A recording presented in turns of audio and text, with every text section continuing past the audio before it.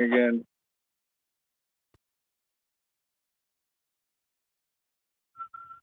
Uh-oh.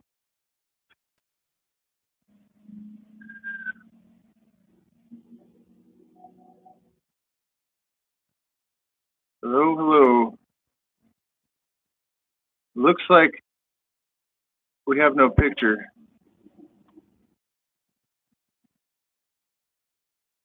Can you guys hear me? Can somebody tell me in the chat?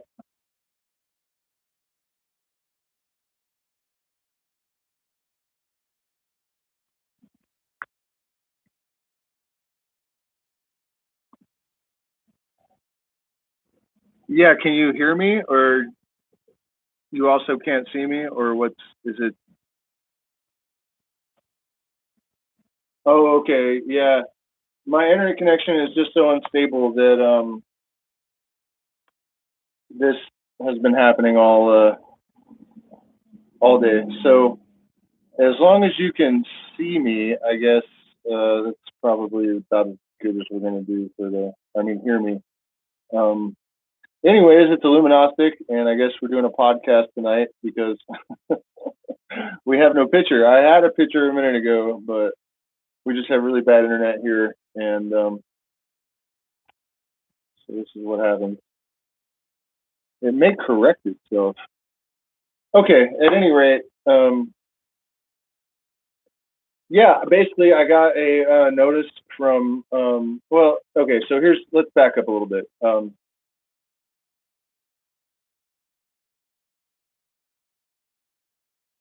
Yeah, I just did that so that it wouldn't come on tonight.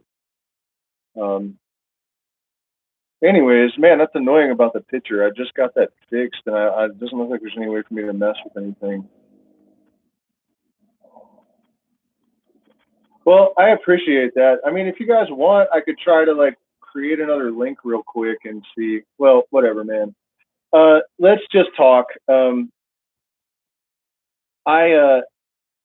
We were monetized like a year ago. First of all, when we came to Ecuador, it was under some pretty crazy circumstances. We kind of, through no fault of our own, we fell into a bit of a dispute with one of the most dangerous outlaw pot grower families in the United States and probably in the world. The patriarch of this family, I won't say his name, but he was a PhD from Harvard, notorious outlaw, totally scary. All his neighbors would get busted all the time, and the cops would drive right by his plants and stuff.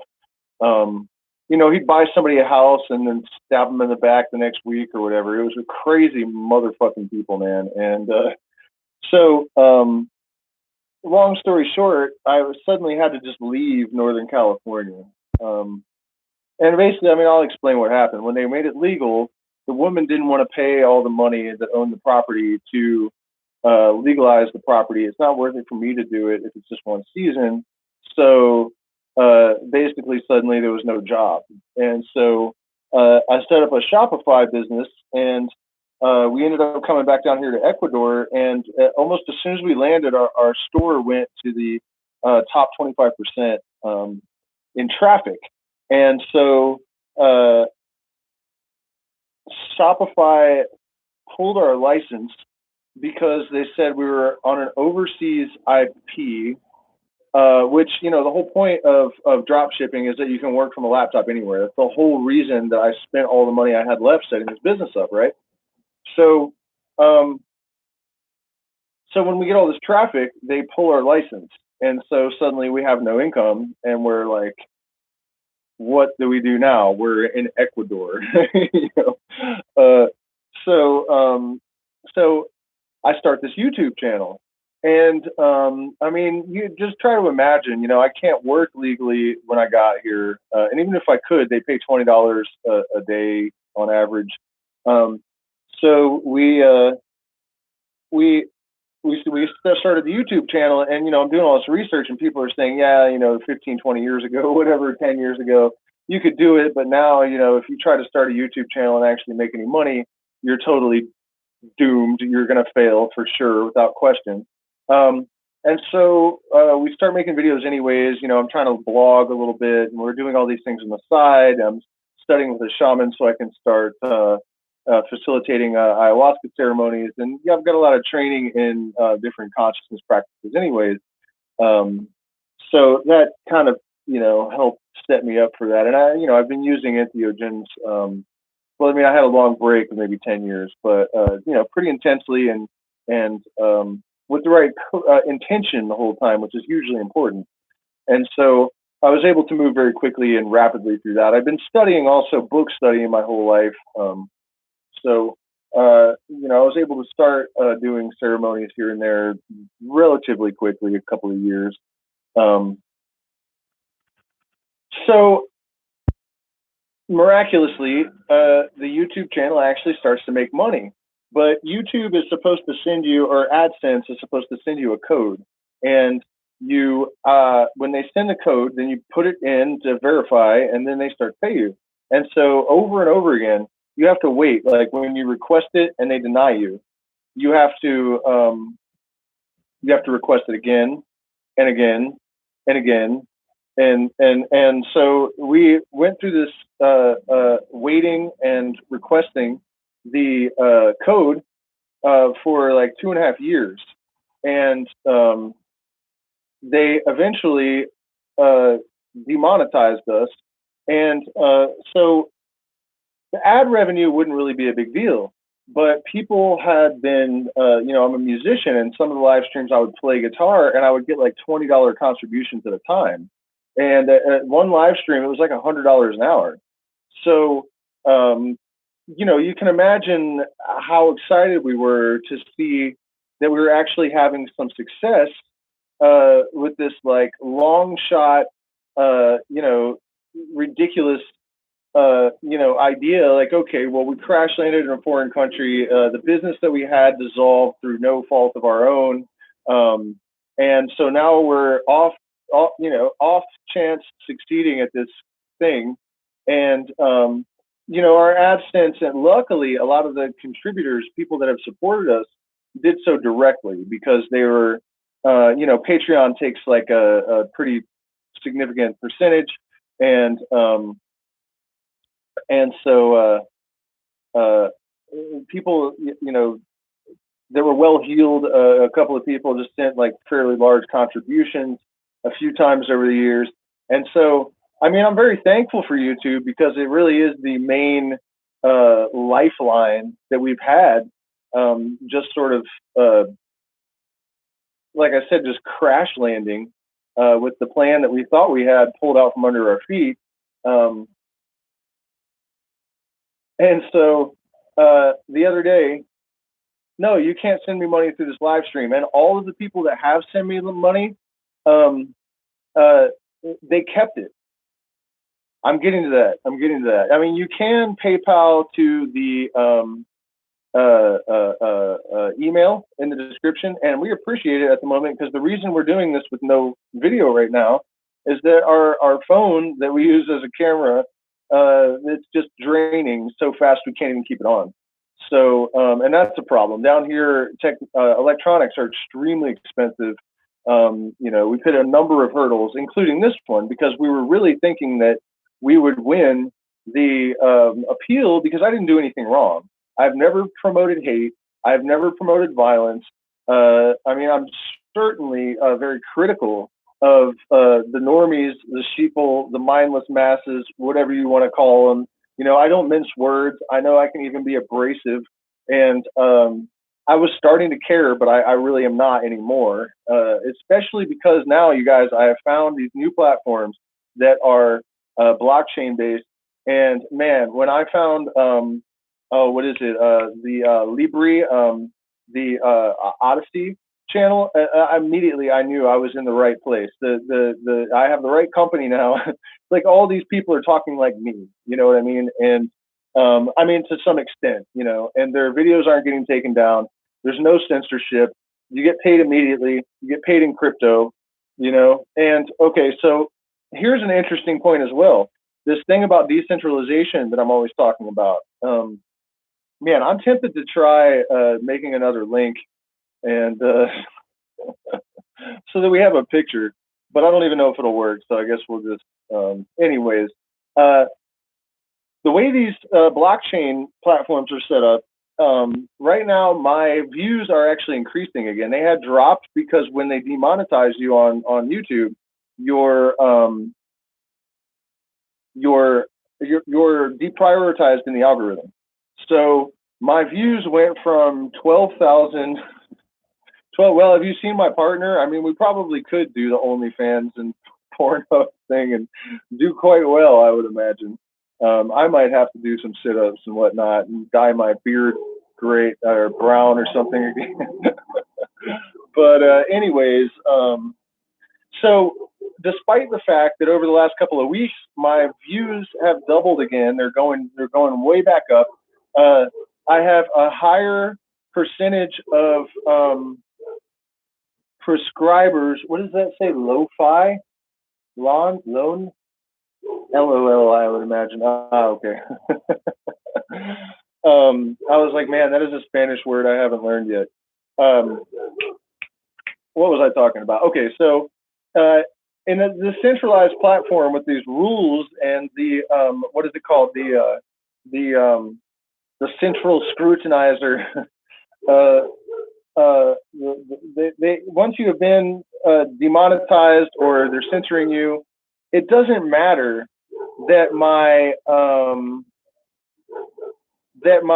views are going up and that I have a higher percentage of subscribers relative to viewers by like 70% in the last 2 months, and more of the viewers are supporting on Patreon over the last month, which I guess YouTube doesn't track, but still, what I'm getting at here is that in a democratic situation, based on what the viewers actually want, right? The algorithm should be promoting my videos, not deprioritizing them.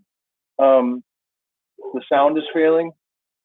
Yeah, the internet connection is just really bad. Let's see, is that any better with the sound? I can hold this thing.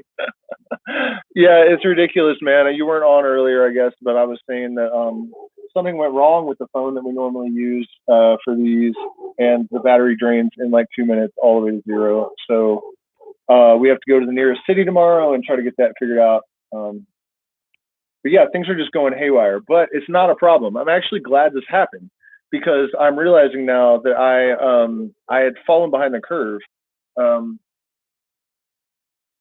Yeah, I don't know what's up with the internet. Let me see. If we don't have a signal anyways, maybe I can go over here by this place is just crazy. They have the Wi-Fi boxes like nailed to a wall out in the middle of the yard. It's like, why, you know? Geez, maybe I connected even to the wrong, let me check this out. Can you guys hear me any better now? Is that, man.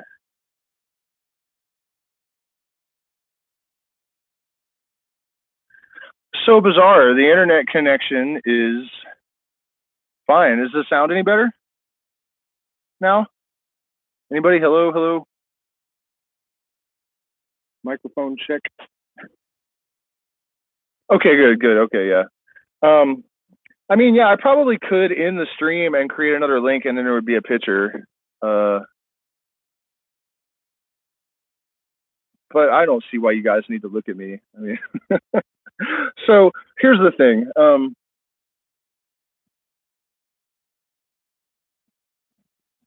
Here's the thing with the blockchain platforms. You don't see the PayPal. It's here. I will type right here. You can Lucas at gmail.com. It's probably the best one. Or Zelle. We have Zelle. That should work, and I appreciate it. Yeah, I mean, I think most of you guys can hear okay. So what I'm saying about these other platforms is that when people view, when people like, you know what I mean? It's totally democratic. It's only based on like what people are watching. And you guys should all sign up. I didn't put the link in the description. I don't think I might have. I think I did actually. I thought that might be a little bit uncouth or something, for like to put competitor's link in my YouTube, but I mean, you guys, if you guys have trouble, affording crypto, these platforms, some of them will actually give you crypto credits just for viewing videos. And of course, these are altcoins and tokens that are not worth, they're worth fractions of a cent at the moment. But that doesn't mean that they won't be worth more in the future. And that's another incredibly about this. You have the potential to contribute very little, because you can also, like, if you guys want, it was like a super chat on one of these other paid to me in crypto. So you're able to maybe only spend 50 cents, but a year down the line, it could be $100.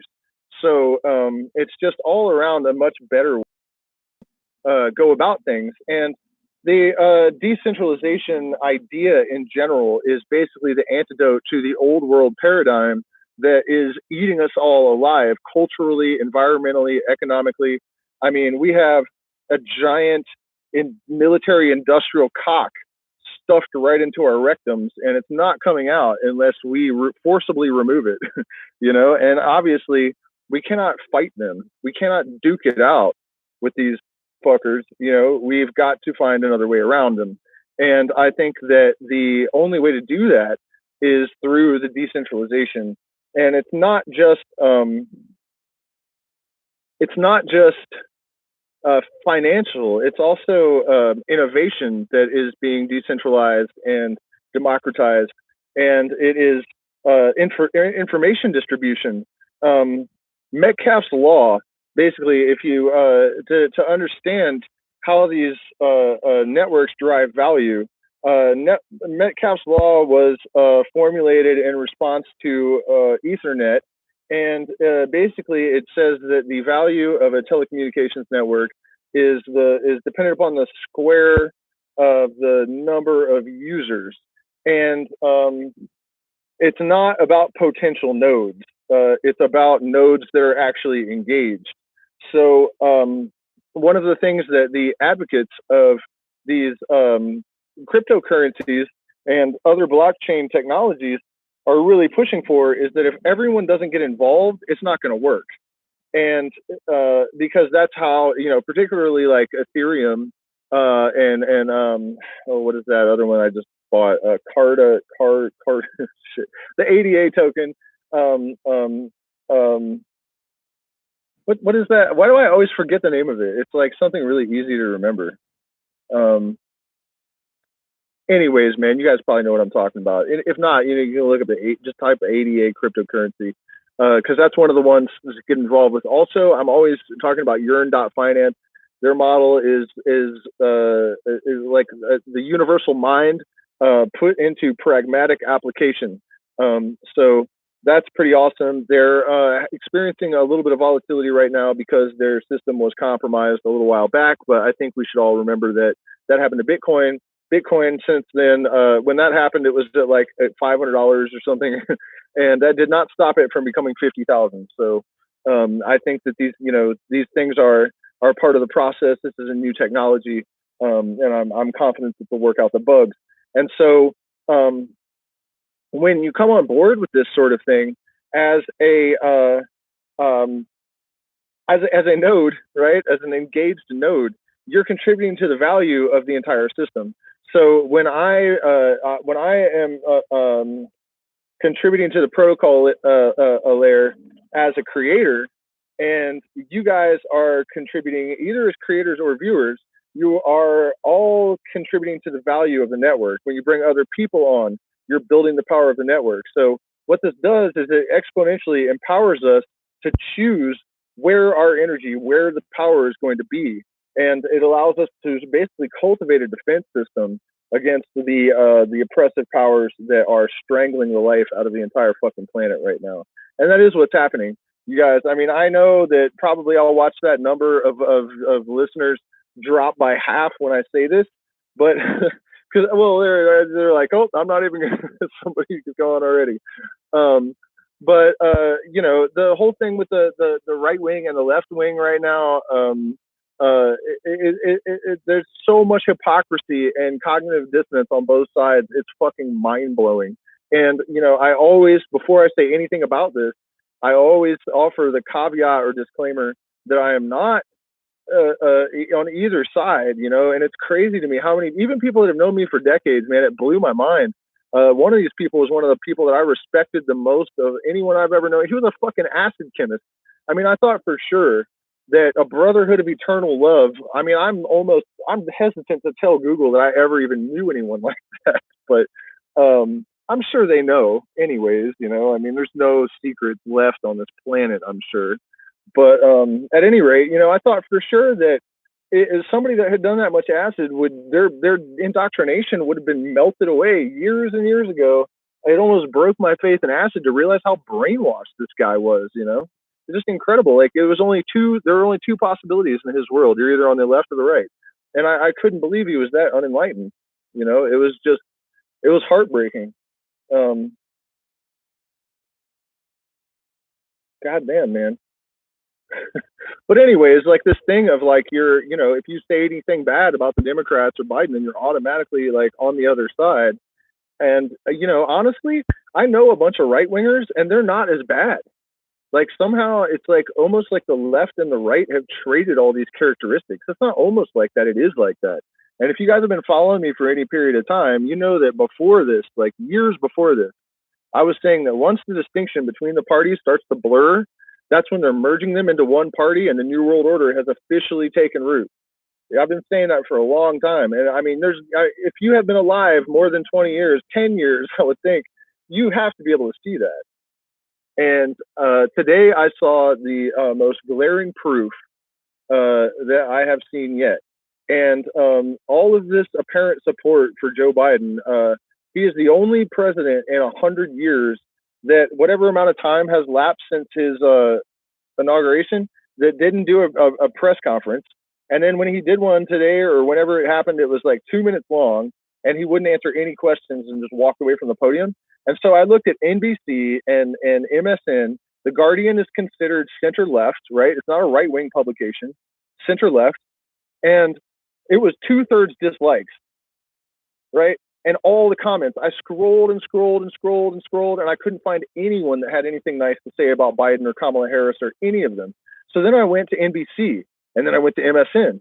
And then, of course, I looked at some of the left ones, but that was pretty predictable. But you guys look for yourselves. What video was it? I don't know. It's whatever his last press conference was. You look for yourselves. It was like 512 likes and 4,000 dislikes or something. I mean, Trump's videos didn't look like that ever. At the peak of the hatred of that guy, his ratios were way better. So how in the fuck did Biden legitimately win? Where are his supporters? Where are all these people that should be like, go Biden, go? They don't exist, right? I mean, you know, like I said, I'm not a conspiracy theorist in general. I definitely am not a right winger, but just based on empiricism, it really doesn't look like the fucking Democrats won. It really doesn't. And it's not just COVID, and it's not just the weird circumstances around this election. The increased censorship all across the board throughout all of social media, all of these restrictions, and a lot of the techniques that they have deployed in the United States to manipulate people and to pit the sides against each other. They have used the exact same strategies with the exact same protocol, even here in Ecuador. You know? So I think at this point, it is unquestionable that there is something fucked up going on. Seriously, seriously fucked up. And I think that there are two main catalysts that have provoked the entrenched elite to start stripping away personal freedom, to increase the censorship, to try to get a stranglehold on the financial power of the proletariat, right? And that is the advent of cryptocurrency, the possibilities that inhere in blockchain technology, and the unprecedented popularity and interest in psychedelics and plant medicines all across the world. Thank you so much, Third Eye. I know it's much more difficult without the the live chat. You know what I mean? Yeah. Where's the video? Which one? The Biden video with all the dislikes? I don't remember the name. When I get off of here, I'll put the well, I could look right now, I guess. I mean, I had it up. It's on YouTube. It's here. Let me look in my history. I posted it on Facebook too. Oh, there it is. Joe Biden delivers remarks on U.S. economy and the American Rescue Plan. So the Guardian one is 1.2 thousand likes and 4,000 dislikes. And I mean, if it loads, you can just scroll and scroll and scroll. I mean, I'm still looking for anyone that supports Biden, supporting Biden. Anybody, nope. I mean, seriously, guys, I'm scrolling as fast as I can read, and there is zero. Like, no one has anything good to say. Zombie show. Give China Joe a form with an X on the bottom, and he'll sign it. The only time this guy is animated is when he runs from the press.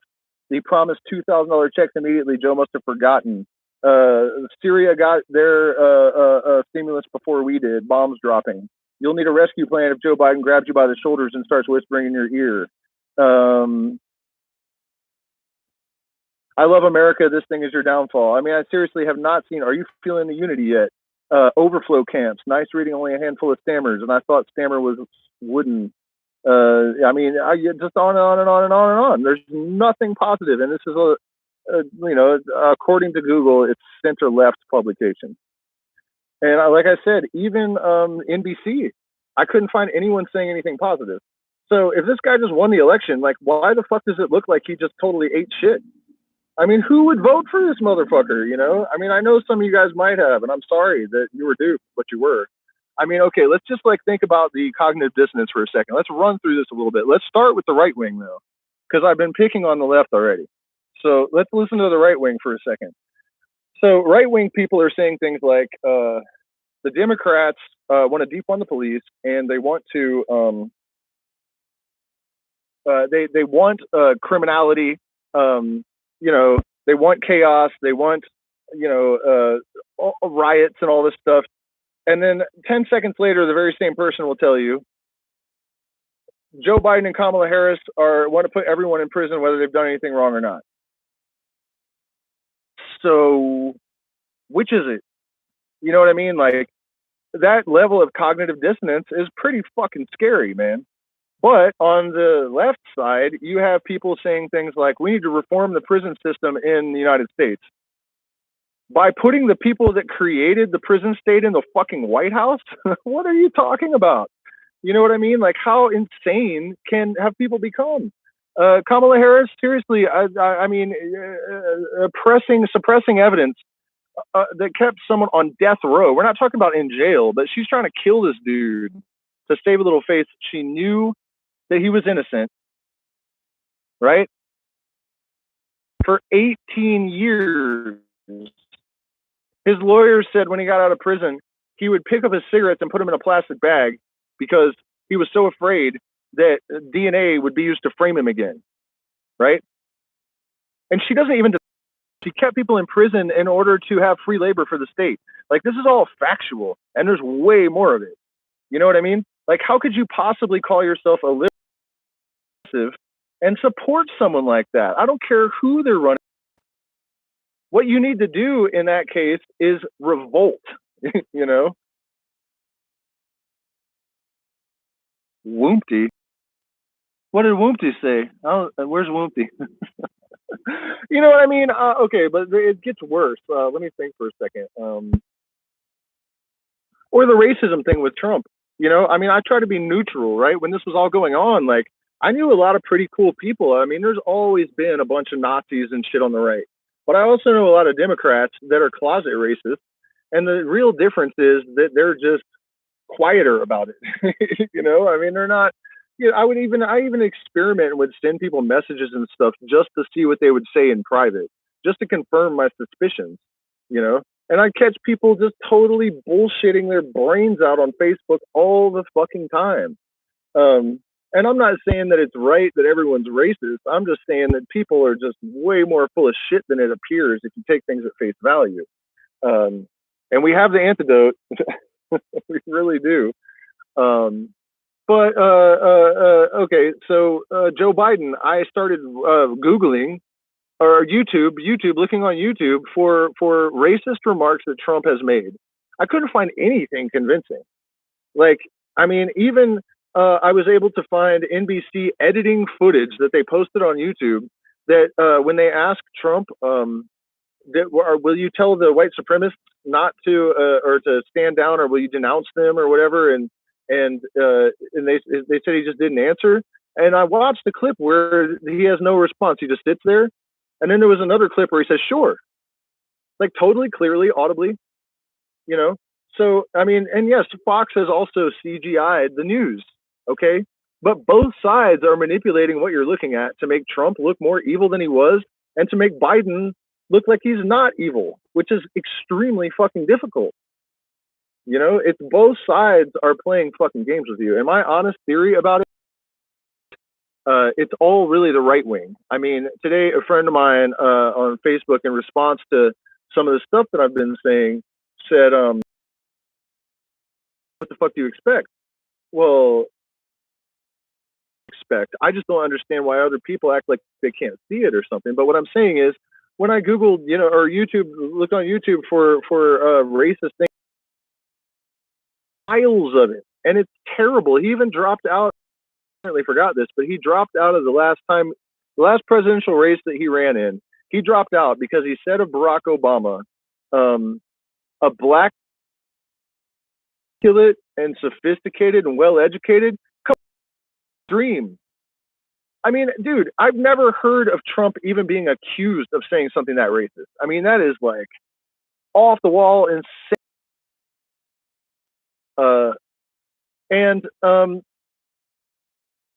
When Biden, well, he was running this time, someone asked him about marijuana legalization, and he said, legalizing marijuana is the stupidest thing that anyone's ever done.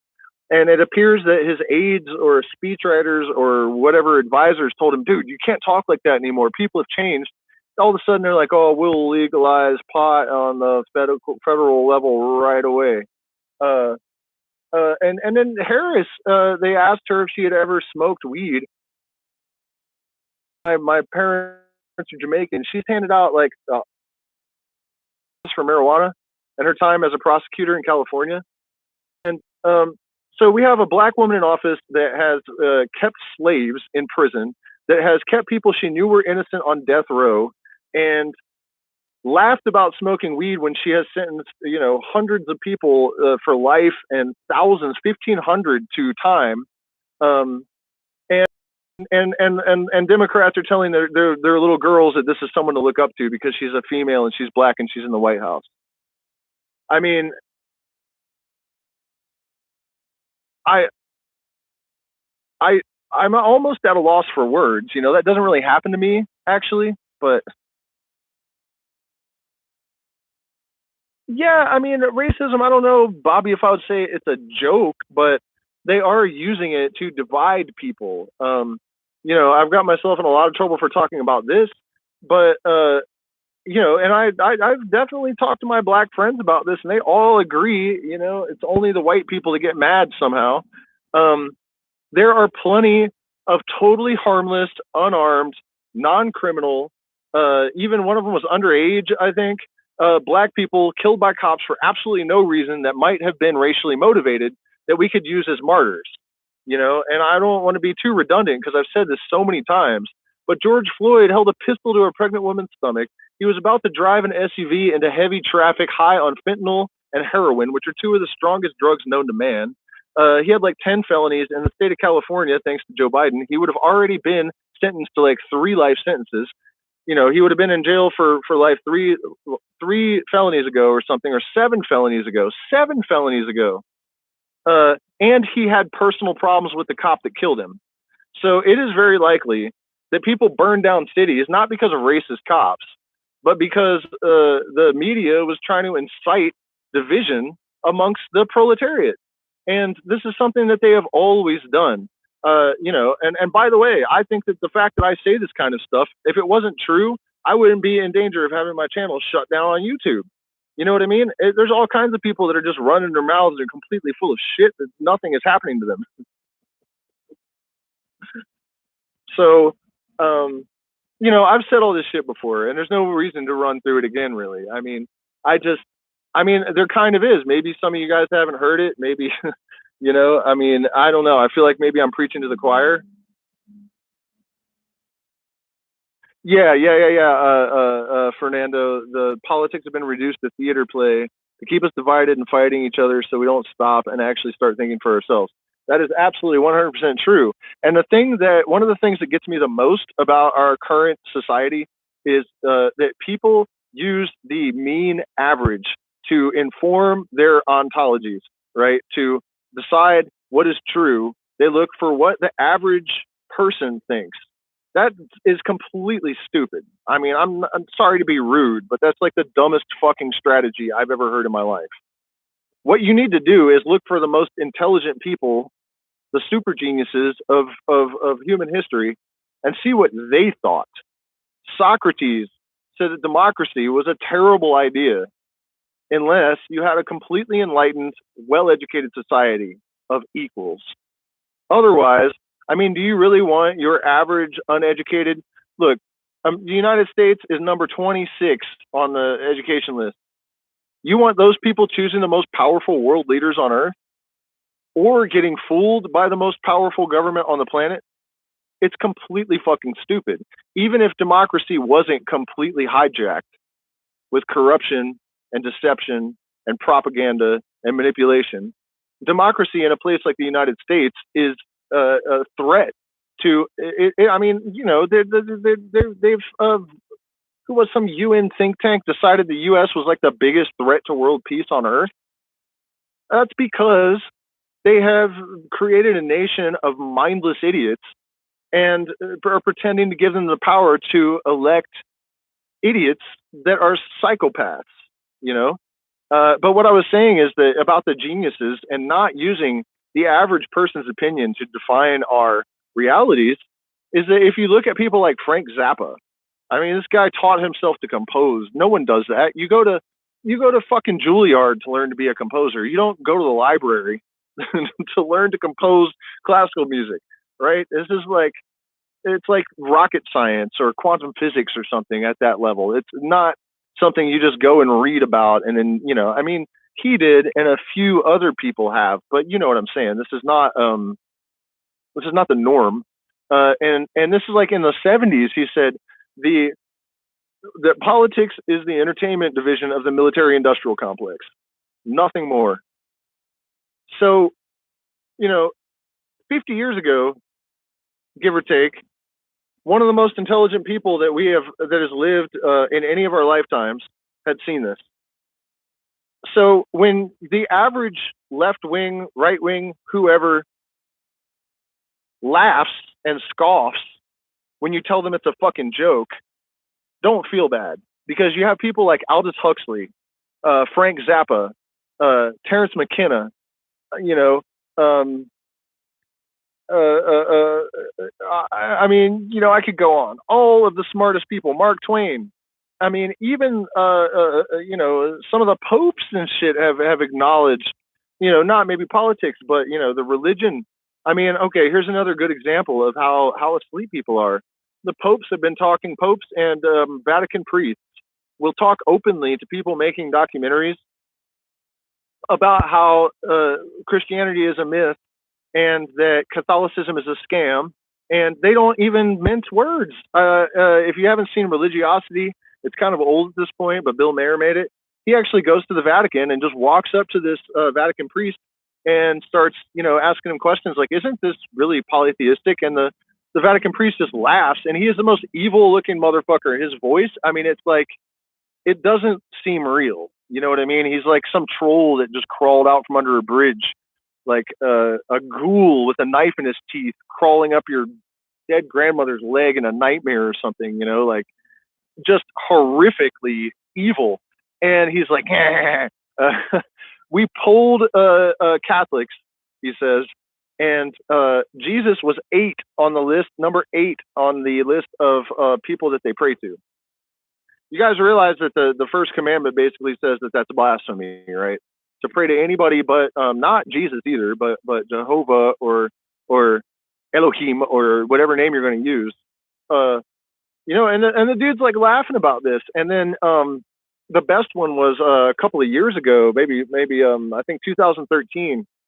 Pope Francis or whoever it was in 2013, I think it was Pope Francis, was giving a speech, and he said, our Jesus, whose father is Lucifer, and he just goes on with his speech. And the Catholics, there's like 100,000 people there, and in the video, it doesn't look like any of them had any kind of reaction at all to that. Like, they're so brain dead, so hypnotized, that even hearing the leader of the Catholic Church acknowledge that Lucifer is Jesus's father, which, by the way, is in the Gnostic scriptures that they dug up in where was that, Nag Hammadi, in the clay pots. Which, by the way, let's think about the probability of that happening. You know, I mean, I'm a firm believer that nothing in the universe is a coincidence. Two guys are digging in the desert in the Middle East, and they just happen to dig right in the spot where these pots with these texts are buried. Like, that's just the craziest fucking thing, man. Yeah, that's another thing. You know, almost the first thing this guy, he's in office for like, what, 10 days or 15 days, and he bombs the shit out of Syria. Okay, you guys, look, I don't care who I offend. I have to be direct and honest. Like, if you seriously think that any U.S. president attacks a foreign power for any other reason than profit, you need to put a propeller hat on and flag down the short bus and get on that motherfucker and have your diapers checked. You know what I mean? Because the only reason, and the reason he did that right away, guarantee you, is because his military industrial complex cronies were standing around him with pitchforks, pointing at the guillotine and saying the entire time Trump was in office, we didn't fill one order for bombs. You know what I mean? They can only justify stockpiling so much munitions before they stop placing new orders, right? That's all it's about. It's about, well, it's not, that's not all it's about. It's also about taking people's resources, right? But again, blockchain technology, and also, you guys, conscious investing, man. You got to decide who has the power by sending your money to the right people. Oil, no good. And I know that one of the big criticisms of, blockchain, exactly, blockchain. But the energy consumption, I just saw that Ethereum is planning to reduce their energy consumption by 99% as rapidly as possible. So because, okay, so here's another reason that I got on board with the blockchain thing so fucking hardcore so quickly.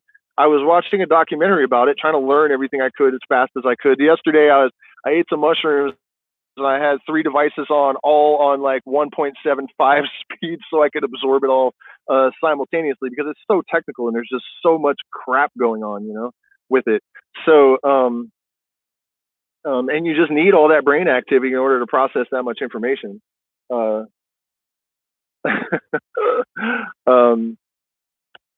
So, okay, so what I saw was, I can't remember who it was. It was somebody from the Securities Exchange Commission or the Federal Reserve, or, you know, one of these big government agencies, telling the Senate or Congress that this is the biggest threat to the centralized system and the banks. And I was like, fuck yeah, every last cent that I get is going straight into blockchain. You know what I mean? Like, and that's why, like I said, I'm moving out of, it's not that I'm leaving YouTube, by the way, exactly. They threatened possibly to shut me down. So, I mean, the possibility is definitely there, because they could turn me off. I could wake up tomorrow. But I'm really glad this happened, you guys. I mean, I don't know why I get upset about anything anymore, because I really believe in my formula of pi. You know, it's true that if you align yourself with the current, basically, there's only 2 things in the universe, right? That which is moving and that which is nothing, right? Or like the will and vacuum, systole and diastole, light and void, you know. So it's like you can fuck things up. There is failure, but if you are always mindful that every situation is potentially a crisis and opportunity, the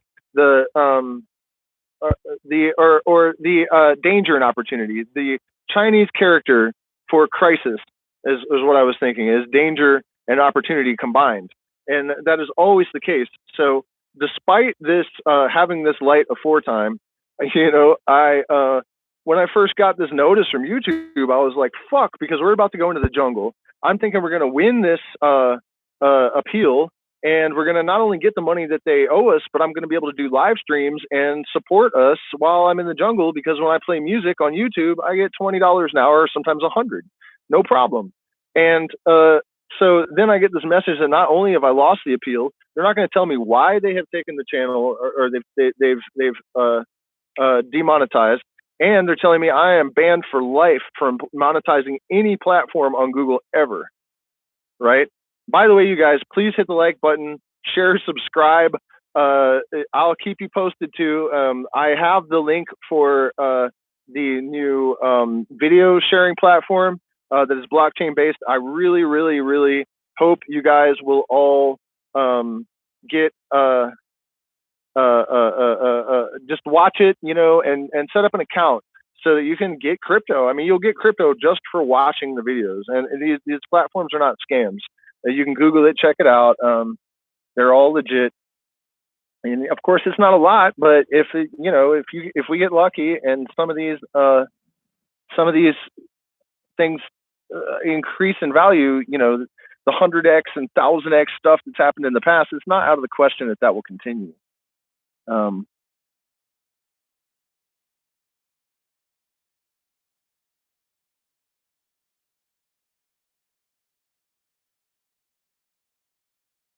You don't see the platform? I could. Oh, no, I thought I put it in. Look in the description of this video. I could swear I put the link in there. If not, if you go to my community page, if you're a subscriber, you'll be able to find the link for sure. I posted it today. How do you view suffering from a spiritual lens? Well, I would say that all good musicians, all artists, all good mystics, all good healers, there's a hole in the soul where the light shines through. And I would spell hole with a W in parentheses. For me, I feel like, I had a terrible, terribly disadvantaged and violent, traumatic upbringing. I suffered through a tremendous amount of I was an outcast, my entire life. So without getting any help from anyone, doing nothing but studying psychology, taking plant medicines, and LSD too is a tremendous tool. So is MDMA. I am not a person that believes that the synthetics have no value. I think that they're just as valuable, and in some cases more valuable, because ketamine, for example, is more efficacious at certain applications than ayahuasca, and LSD is more efficacious at catalyzing neurogenesis and enhancing neuroplasticity than DMT or ayahuasca or psilocybin. So they're all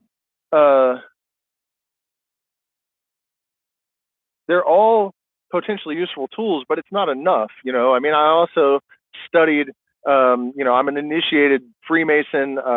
I joined the Hermetic Order of the Golden Dawn. I've studied all these different Buddhist traditions and, tons of meditation and all this stuff. So what I'm getting at is that everything is compelled by its opposite. The universe is the interaction of antinomies. The eminent Freemason Albert Pike said that they are not his laws they are not just because they are his laws, his being God, right? Capital his.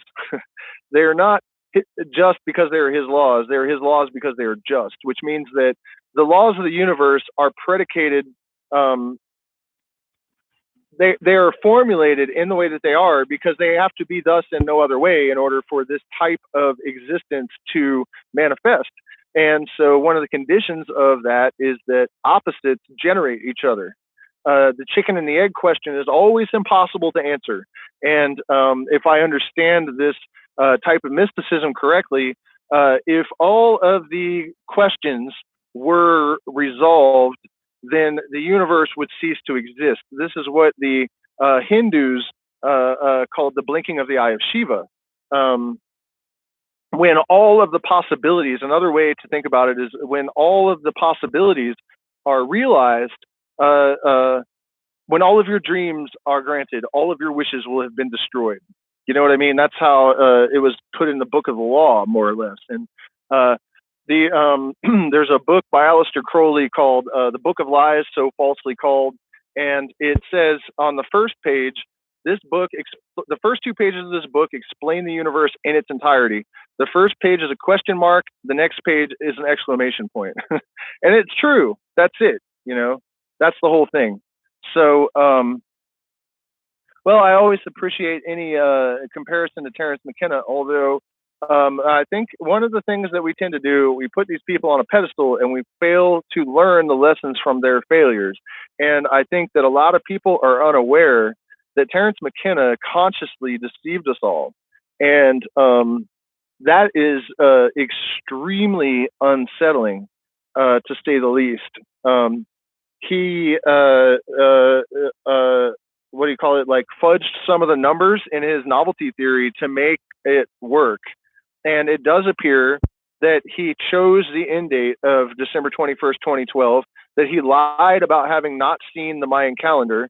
And there's a paper, Fernando, by a mathematician who he didn't ask anyone directly because he knew he was going to get busted. He didn't think anyone would take him up on it because it was such a lot of work and it would require a very advanced mathematician. But a mathematician did, and he wrote a paper called Autopsy of a Mathematical Theorem. And he actually, there are interviews with him that you can find on YouTube. I can't remember his name, but if you can do some research and look this up for yourself. But he actually confronted Terence and said, how is it that these numbers here are all reversed so that this equation works, when if you actually do it all correctly, it does not. These findings are, it looks like you actually engineered this answer.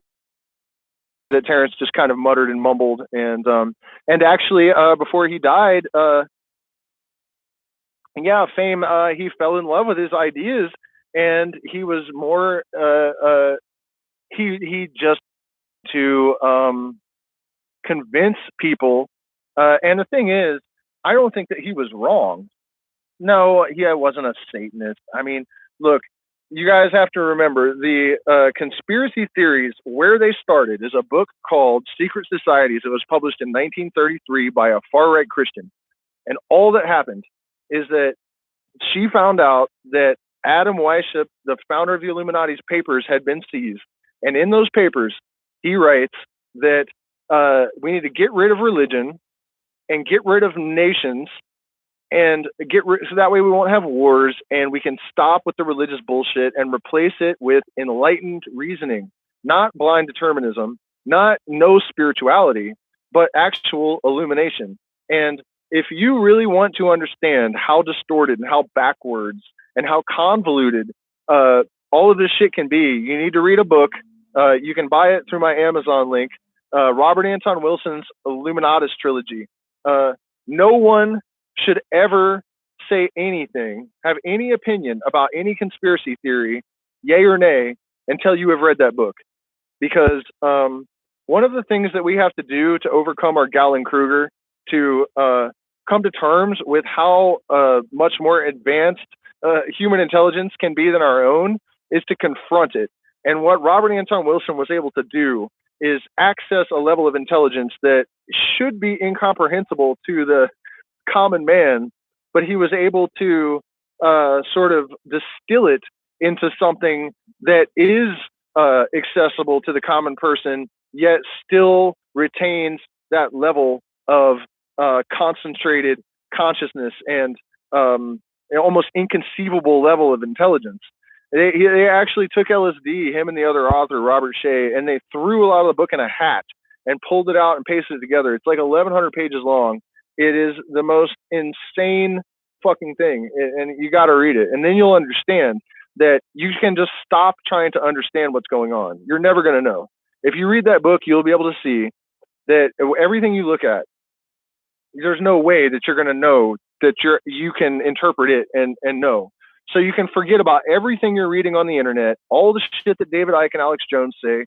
You know, that's why I don't get into the particulars really of what I think is going on with the New World Order or secret societies or, you know, the government in general, because it's just so arrogant and stupid to act like you think you figured it out. You haven't, you know? And if you had, you'd be laying beside John F. Kennedy. Yeah, I'm not saying that everything that Terrence said was wrong. I mean, he was brilliant like 99% of the time. But it is pretty much absolutely certain that he consciously deceived his readers.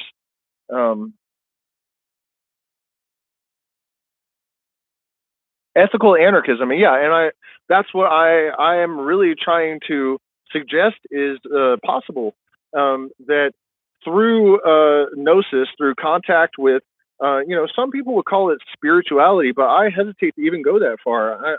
I'm really not a believer in woo, but I do think that there is an intelligence inextricably intertwined with the universe. I think it's one of the most insane things that human beings have ever conceived of, that the universe is blind, random matter. I mean, the universe clearly knows that something is looking. I mean, we have visual signals, we have olfactory signals. And also even the theory of evolution, you know, I mean, one of the things I like to point out all the time, because it's verifiable, is that Darwin wasn't even satisfied with the theory of evolution because he said that the human eyeball was enough to refute it. So,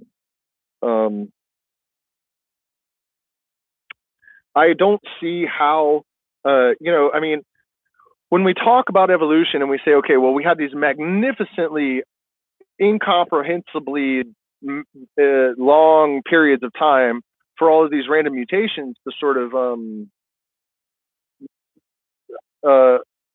evolve, I guess.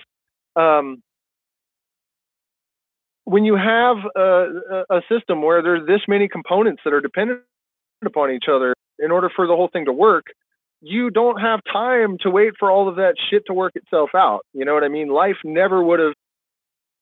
If it's all random mutations, I'm really not understanding why we don't have fingernails in the middle of our forehead, why my ears are symmetrically on both sides of my head. You know what I mean? Like, there's obviously some design here that is not random. It's just the dumbest fucking thing I've ever heard in my life, to say that, you know, it's all just a matter of random mutations. It's also extremely stupid to believe that there is a guy who's managing affairs, like, you know, a lot of the people that still believe in the old fairy tale religions.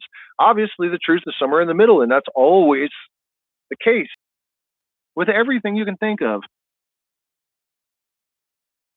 You have to go in the Amazon. Yeah, I'll pin it somewhere. But if you go in the description, there should be an Amazon link. Oh, right, it might not be there actually. My affiliate link probably isn't there.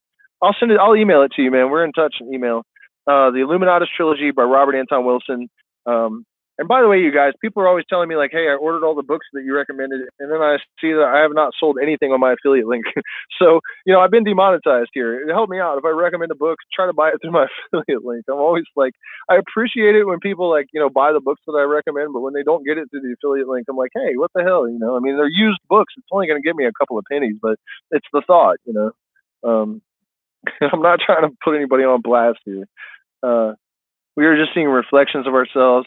Well, yeah, I mean, I think that we do actually know what the universe is, how it got here, what our purpose is, you know, to an extent. It's not really a mystery, and it's not a big deal either.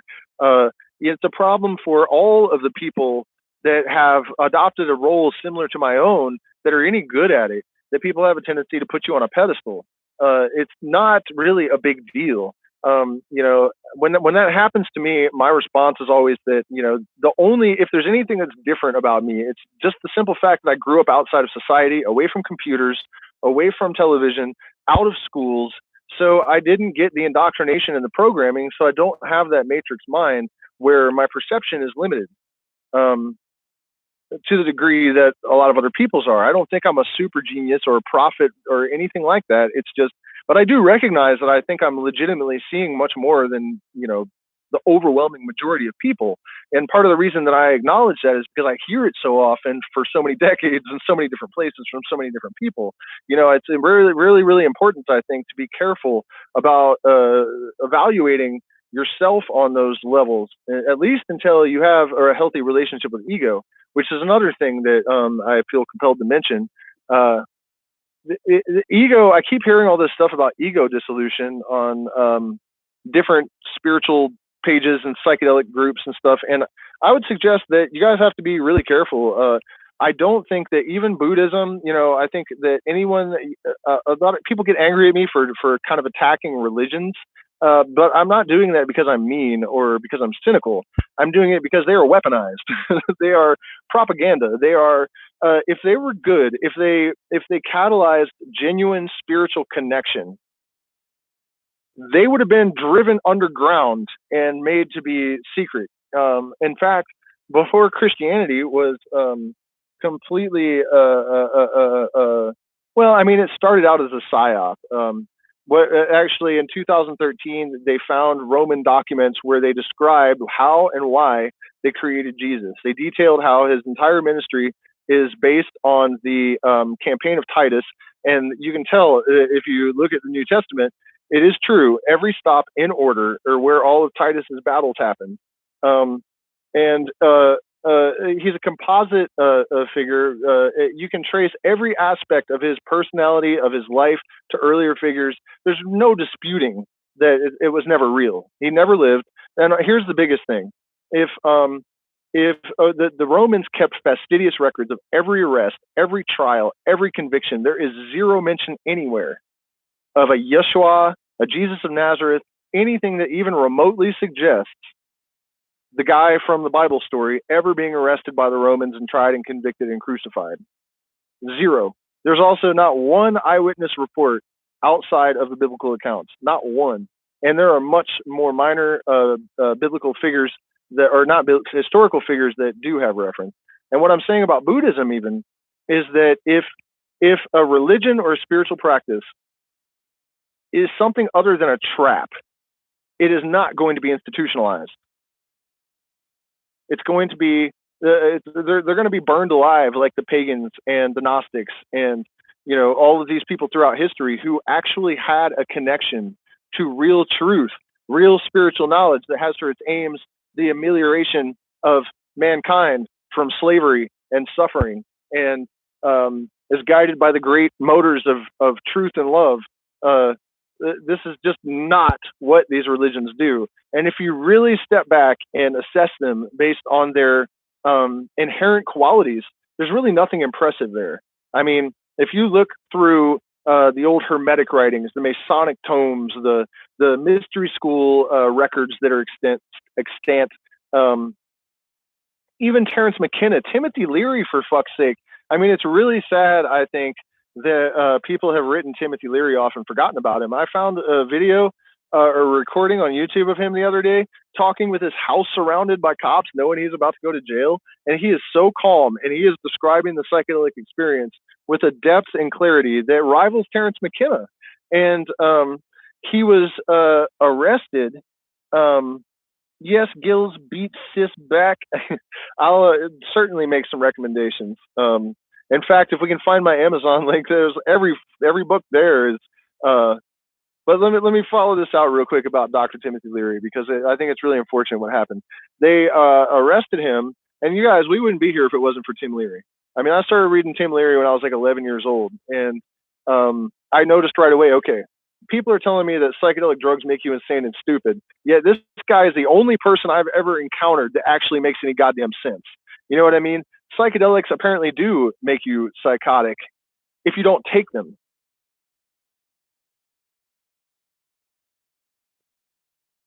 right? They totally cause psychosis in people that do not take them. So, Leary was like 53 years old when he became one of the first white people to consume a psychedelic. He's a Harvard-trained psychiatrist, psychologist. It must have been the craziest fucking thing ever. And, because he's at Harvard, he has the power to summon news cameras.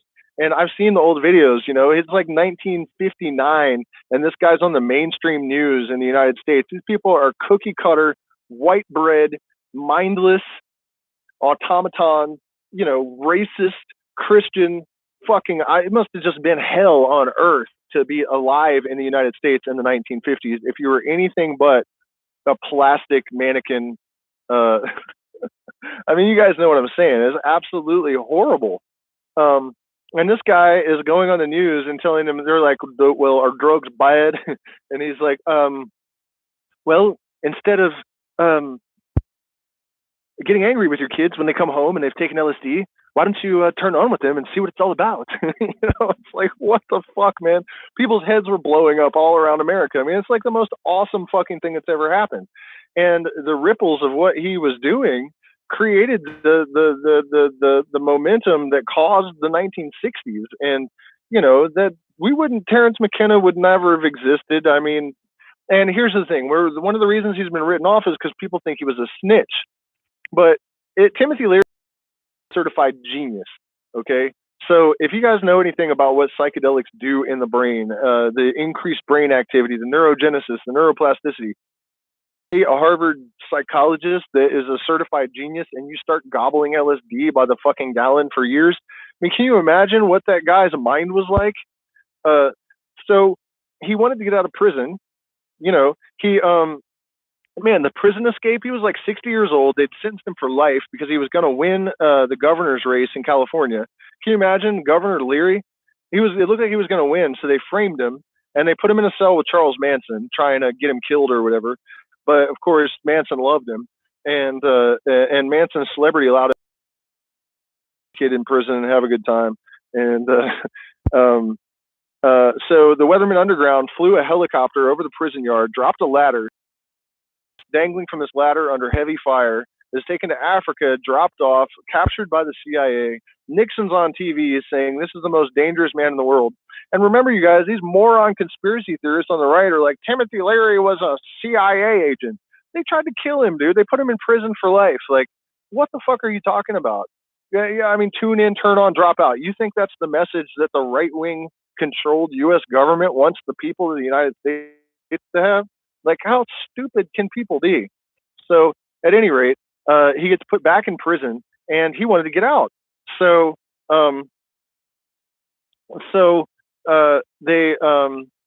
he snitched, but he gave them a bunch of useless information, and they let him out of prison. Not one person was arrested because of the information that Timothy Leary gave the feds. If you're a genius, dude, and you're sitting there with some 1969 police officers, you've been doing acid for 10 years, you really think it's going to be hard to just tie their brains up? And he just fucking tore them to pieces and walked out of prison. He didn't really snitch. If he had snitched people, he had dirt on everybody, but not one person was arrested because of Tim Leary's. In fact, because of that situation, it changed the procedure so that they no longer release anyone unless arrests are made. And that change in the federal law with snitches was because Timothy Leary fucking tricked them, and 20 years later, after they released him, they dropped the fucking charges, dude. The guy was an inspiration to Robert Anton Wilson, who was one of the greatest geniuses in all of human history. They were good buddies, and of course Leary had his issues, but, he's totally worth reading, you guys. Neuropolitique, a lot of his writings were fucking amazing. Some questions now.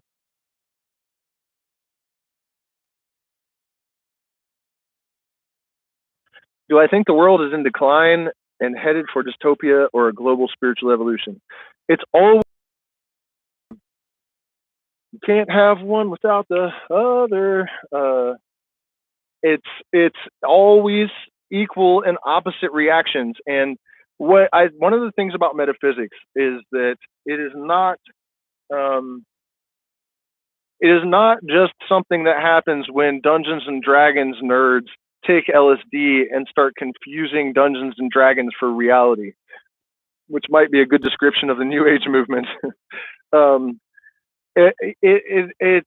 Okay, universal laws apply to all systems, non-physical systems. There really are no non-physical systems because energy is still the underlying facilitator or the mechanism of action for everything that happens, and it's somehow guided by consciousness, right? Consciousness is the organizing principle. And so the equal and opposite reaction and the homeostasis of the universe, it's always composed of equal parts dark and light, or equal parts, however, male, female, all of these opposites. And it's not only that they're opposites, they are extreme poles of the same thing. You know, if you've read the Kabbalion, that's how they put it. But, you know, you look at the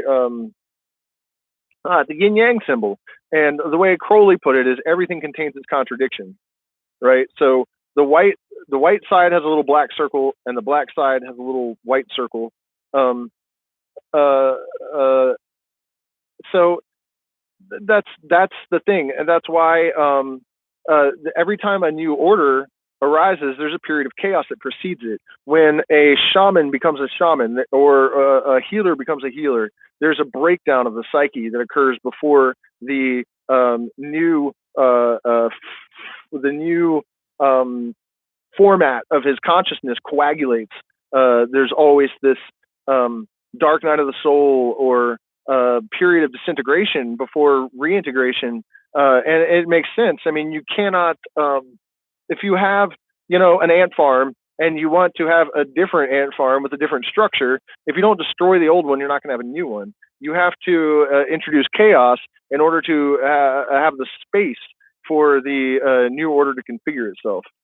So, so the answer is that this has fucked with me severely for a long, long time. I have worried that progress isn't possible, because if you do good, evil happens as a direct result. If you do evil, that's how you generate good. And this isn't just some whack job idea that I've come up with. The Buddha spoke about it or wrote about it. St. John of the Cross wrote about it. The Buddha said, when he was describing this, he said, you cannot, if you do good, then the opposite comes. If you do evil, the opposite comes. So the only way to escape karma is to sit and breathe and do nothing. And that could be propaganda to create like pacifists that do nothing. That's another thing I say about the mindless idea. You know, that's complete fucking nonsense. You have to have right relations with these things, but you don't want to destroy your mind, and you cannot transcend it. It's what the universe is made of. But St. John of the Cross also said this, that he was talking about how, you know, these opposites generate each other, and he said, so should we sin that grace may come? God forbid. But isn't that what he himself did when he created Satan with the germ of his fall in him? So, you know, and I realized this stuff from my own observation and contemplations well before I ever encountered it in these books, which, you know, it helps me to have faith that it's a legitimate thing. Plus, you can observe it in the world. We have more enlightened people on this planet, people of a higher degree of consciousness, a higher concentration of them, than I think any time, definitely any time in modern history. I mean, I when in the 90s, when I would go around and try to have this kind of dialogue with people, it would be extremely uncommon that I could find anyone that was A, interested in it, or B, could follow me and understand what I was saying, and or showed some capacity for it that they had before we had made contact. And now I can walk down the street in some place like California or Boulder, Colorado, and it's quite common to find people that can engage on that level. Never before, I don't think, I know, in modern times, at least, because I wasn't alive in ancient Greece, right?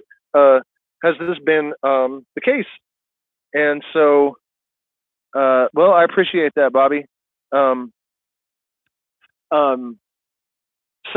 But we have seen a corresponding increase in ignorance, without question. we have, in some ways, greater freedom than ever, and we are also experiencing a dramatic increase in oppression. So it's just this crazy thing where it's like, and you can see it in all systems. Earlier when I was saying that universal laws, you know you have nailed one when you cannot find a system it doesn't apply to, right? Like the faster you go, the more resistance there is from the wind. You know, I mean, it's always this equal and opposite reaction. The more life you live, the closer you are to death. You know, I mean, you cannot find exception to universal laws. Is that there is an exception to every rule. And so you will actually find at least one exception to every universal law. This is why they say when they do experiments in quantum physics in particle acceleration chambers that involve very, very small segments of time with very, very large amounts of energy, and they do them extremely rapidly. So we're talking like, you know, a billion particle interactions in a fraction of a second. And so they can repeat these things, you know, 10 billion times or whatever, 5 billion times or 100 million times, whatever, a whole shit ton of times. And once there'll be an anomaly because there's an exception to every rule. It's like if you, because of the way that electrons, they don't really spin, they come in and out of existence. They blink in and out of existence. So if you run at a wall, you know, over and over and over again for 1,000 years, eventually you'll run right through it because all of the molecules in your body will just happen to be blinked out, right? You know what I mean? Like, and the thing is, you never know when it's going to be. So you might be able to just run at the wall and just do it the first time. You know, I mean, your probabilities aren't very good there, but it's possible. The view on destiny versus free will. Well, that's the thing about that's the thing. Free will is a thing, but I think it's limited.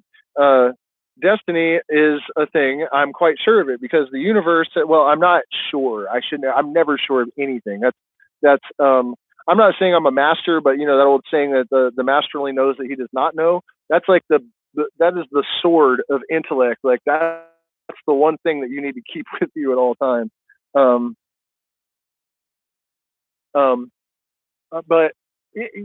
what was the question again? Review on destiny versus. Okay, yeah.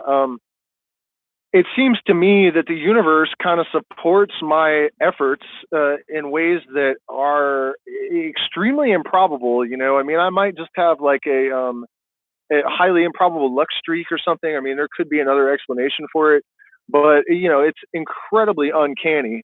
I'm not really. I'm trying not to live that way anymore. But as a lifelong outlaw, that you know, I mean, it's just insane. The timing, the way things work out, the number of.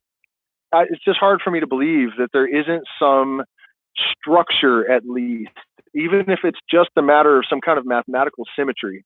That if you are aligned with the symmetry, it's like you as Terence McKenna said, it's like it looks like you're jumping off of a cliff into a bunch of jagged rocks, but there's actually a feather bed there. I mean, I've expected those jagged rocks so many times, and the fucking feather bed is always there, and it's absolutely insane. And I think that it's because I generally don't stray from my path, and the only time that has failed me is when I have strayed from that path. And even then, as soon as I make any kind of like gesture of realigning with the symmetry, things revert back to that support network. But I am also pretty well convinced that there is chaos. Chaos is a real thing. And of course, you know, we can get into, you know, maybe from a higher perspective, what appears to be chaos is actually order. And, you know, from a different relative position, it could all be order of some kind. But this is just relative to your experience. So what I'm saying is that I think we do have a destiny, a higher purpose. I don't think the universe creates anything for no reason. I think that the only reason that we're out of sync with living for that purpose is because we have been conditioned and indoctrinated into an unnatural society that has occulted our view of our natural birthright and destiny. As I was saying before, I think we do know why we're here, how we got here, how the universe was formed. It's like Timothy Leary said, you can remember it. You know, and now there are even physicists that are saying that there's something like a 0-point field where all of the exchanges of information and energy that have ever occurred always remain. And And so there's even some scientific basis for believing that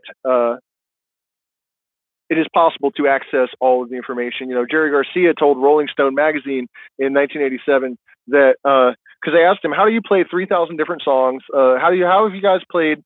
You know, by the time they were done, they played for 30 years a different concert every night. They repeated one set list exactly 10 years apart, and they said they didn't do it on purpose. So they asked him, how do you improvise new stuff every single night and never play the same songs? Like, you're high as fuck all the time. This doesn't make any sense. And Jerry said, well, there's like a reducing valve in the consciousness, and psychedelics turn it off. So I can just kind of like scroll through this sort of filing cabinet that contains all the information in the universe, and whatever I need, I just get it. And it's not like he was all cocky and, you know, like, I'm a prophet with access to, I'm all knowing and shit. He was totally just like, whatever, you know, no big deal. So what I'm saying is that I think I said it. I mean, it's both. I think that even though we do have that destiny and this even access to that level of omniscience, there's still chaos. And so you might get shot in the head by a stray bullet tomorrow, even though you have a destiny to fulfill. And ultimately, I don't think it matters, because I think that consciousness is the underlying fundamental thread of the universe. It's not a thread. It's the thing that it's the fucking material that manifests the universe, right? So yeah, it's destiny and there's chaos. So you have a destiny to fulfill and you might die anyways. You know what I mean? There are no guarantees. And this is another thing with like the manifestation thing. I was thinking about this earlier today. It's a really common concept that if you just will something, you can absolutely have it. And the only reason people say that is because it's extremely marketable. It's really easy to sell people things that they want to believe. You know what I mean? That's not how it works. I have experienced this kind of manifestation of things that I needed that were extremely improbable over and over and over again. But I also had to do all the real world work to orchestrate the conduits to you know, to materialize these things. It doesn't just happen because you have willed it, you know. And I think it's really unfortunate that people muddy the waters with that kind of nonsense. So what do you see the purpose of existence at all? Is it just an absurd dance and tension between the two polarities? Yeah, that's it's more entertaining for something to exist instead of total void. That's exactly it. That's exactly it. In fact, you know, going back to Jerry Garcia, someone asked him what he thought the purpose of the universe was, and he said, well, you know, what is the purpose of having like 100 different types of birds that all do the same thing, eat bugs and shit? You know, just if you're the creator, the only reason to do that, to have all this variation when you already have a function fulfilled, is to surprise and delight you. So that's the devil's bargain. You know, this is what the Lucifer myth in Christianity is really about. And it's also how they managed to demonize consciousness itself in the minds of all of the sheeple, the sheeple in the steeple. So the idea is that in the beginning there was nothing, but it's not any kind of nothing that we can conceive of. And when nothingness became conscious, it made a bad bargain. This is how it's put in the Book of Lies. When nothing became conscious, it made a bad bargain. It then acquired love, a worse bargain. And this is also a great misconception, I think. A lot of people talk about how the universe is fundamentally love, and try telling that to somebody with a bullet in their stomach, you know what I mean? Or they just watch their kid get hit by a semi. It's not just love exactly. And when mystics say that, they don't actually mean human love. They're just talking about the attraction of opposing forces, the tie that binds, the muons and the gluons, the coherence of the forces that compel things to unite. That is this love that is the glue that holds the universe together. Not like, you know, the way that you love your girlfriend or whatever. That's got nothing to do with the fundamental structure of reality.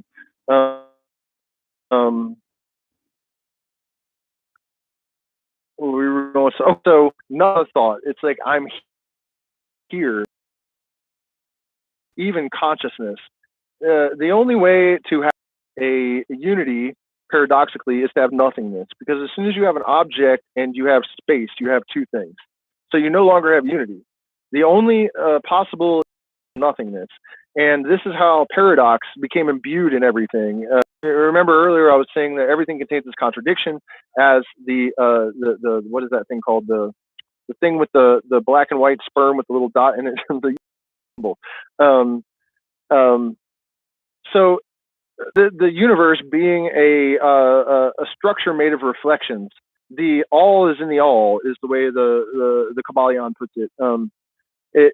The one thing is reflected in the process that the one thing underwent, creating the 10,000 things,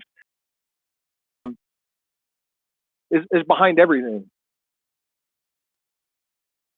Once the consciousness was introduced, this is what the real meaning of the knowledge causing the fall from the perfect of grace of God into division. That the knowledge, the eating of, like eating a psychedelic plant, I don't think it was literally a psychedelic plant, but is a replication. So that metaphor is based on the original process, right? And so the light bearer, the immaterial spark that was consciousness, was the original impulse that the unity of the original nothingness, and that was the catalyst for everything that came later. That's why we have twin flames, this thing of like a male and female division of a single mode, single unit of consciousness. Interestingly, I was talking to a friend of mine the other day, and I told him about this vision that I had of creation, basically what I just described to you on ayahuasca one time. I had already not heard, but I had the gnosis of this idea that I just described. And then I started to recognize it in the mystical scriptures. And then I had a vision on ayahuasca of it where I saw the whole thing play out. The one divided into two, and then that happened below each of those exactly the same way. And then those divided into 3 and 5, and then 7 and 13. And oh man, that just reminded me. He asked me about 13, and I forgot to explain this. What that's about actually is that what happened is that in the first round of divisions, the original unity, the one in the middle, was reflecting through these 12 sort of. So when people talk about like archangels or archetypes of consciousness, that equates with the zodiac, which is the 12 signs, or the 12 disciples of Christ are based on it. And then there's a single illuminating sphere in the middle. And then where the light is refracted, like which one of these 12, not really portals, but like lenses, I guess, sort of determines the archetypal manifestation of consciousness of each of the monads that is generated in that, like, like from Taurus or Scorpio, or so I don't know if I'm doing the best job of describing that, but that was what the vision was showing me, that that's what that is. And yeah, so my friend told me that he's in Holland, and he sent me a message the other day, and he said, "Man, that vision you had ayahuasca about the one dividing, and then how like everyone has like a twin flame because they're a reflection of the one you know what I mean? It's like a macrocosm microcosm thing." He's like, this couple at the ceremony I was at this weekend came up, and they described, like, both of them, I guess, had the same vision at the same time of the exact same thing. And he said they used the exact same fucking words that you did to describe. I mean, it was in Dutch, but so that's what I was alluding to earlier, is that we do know what happened. We know how it happened. We know why it happened. We know why we're here. And the only reason we're here is because we have a choice. We can do nothing for all of eternity, and then that's perfection. That is the perfection of God that is eternal, and it's nothing. So do you want to do that, or do you want to do something? And the reason it's like the devil's bargain or whatever, the fall into duality, is because if we're going to have the interplay of antinomies, that means that we're going to have to accept evil as a necessary component of our existence. And so, you know what I mean? So is it worth it? Is it worth it to have an orgasm if it means that babies are going to have to get murdered too? You know what I mean? Like, all of the evilest shit you can conceive of generates all of the good stuff, and vice versa. So we either have to go back to eternal nothingness for all of eternity, or we have duality, and there's nothing else. That's it. Because the laws of the universe are as they are because they could not be any other way and have existence. You know what I mean? And it totally makes sense. And if you really can wrap your head around it, you can forgive the deity. You know what I mean? It explains why, if there is some kind of intelligence behind the universe, then why do people die and suffer? And well, because they fucking have to. It's all of the opposites in equal measure. That's what allows the universe to exist. Okay, so someone asked me about occult books. This is not something that you can just like read a book and understand. But I would recommend Morals in Theory and Dogma by Albert Pike. I would recommend very strongly Gems from the Equinox by it's a compilation put together by Israel Regardie of the writings of Aleister Crowley. The Book of Lies, so falsely called, is my absolute favorite. It's just a bunch of little poems. One of them is I doubt makes an excellent mistress, but a nagging wife. I drank and danced all night with faith and found a corpse in my arms upon awakening. I drank and danced all night with doubt and found her a virgin in the morning. Just stuff like that. Or let's see, what's another one? Do it 100 times and it is difficult. 1,000 and it is easy. Do it 1,000 times 1,000,000, and it is no longer thee that doeth it, but it that doeth it through thee. And not until then is that which is done well done. Thus spoke Frater Perdurabo as he leapt from rock to rock upon the moraine without ever casting his eyes upon the ground. This kind of stuff. But here's the thing. You have to learn the Kabbalistic terms. One thing that I will say about Jewish mysticism is that there's absolutely no doubt in my mind that the Jews had stumbled across or been given like something seriously happened with the tribe of Judea. Their Hebrew is fucking crazy. Whenever you take initiation in a Masonic body or a Hermetic fraternity, one of the first things you have to do is learn the Hebrew alphabet, the numerical value of all the letters, what they represent, because each one is also a pictograph. And so one of the things that I've learned is that these things that embody like this divine essence or substance, they always are like tri-layer, like lyrics by people like Maynard James Keenan and Robert Hunter. And, there are authors like James Joyce is the craziest one. I mean, there's no way. If you know what Finnegan's Wake is, this book that took him 18 years to write, words are in a polyglot portmanteau language, that because he spoke 62 languages. So like the first syllable can mean like 3 different things in 3 different languages, the middle syllable as well, and the third syllable of one word. So by the time you analyze an entire sentence, you've extracted like 7 paragraphs. And somehow it's still, you can barely read it phonetically. Like they do make words in English, but it's very like, it's really weird. I mean, you basically have to devote like decades of your life to even understanding it. And it's also full of like mystical, Kabbalistic secrets and Masonic secrets. And even the title is Finnegan is double meaning. The book starts in the middle of the last sentence. So when you get to the end of the book, it's the beginning of the first sentence. So it makes a perfect circle, just like the universe. It's fucking insane. And it's about like the eon transition, but it's also about this guy Finnegan who gets drunk and falls off a ladder, and you can never tell if he's reincarnating or just waking up. I mean, it's fucking crazy. So, and he was drunk as hell the whole time. There's no way that a person consciously created Finnegan's Wake. You know what I mean? So what I'm saying is that when you see these multiple layers of meaning that are just imbued in things in a way that no human could just conceive of, and Hebrew is like that. Hebrew is definitely like that.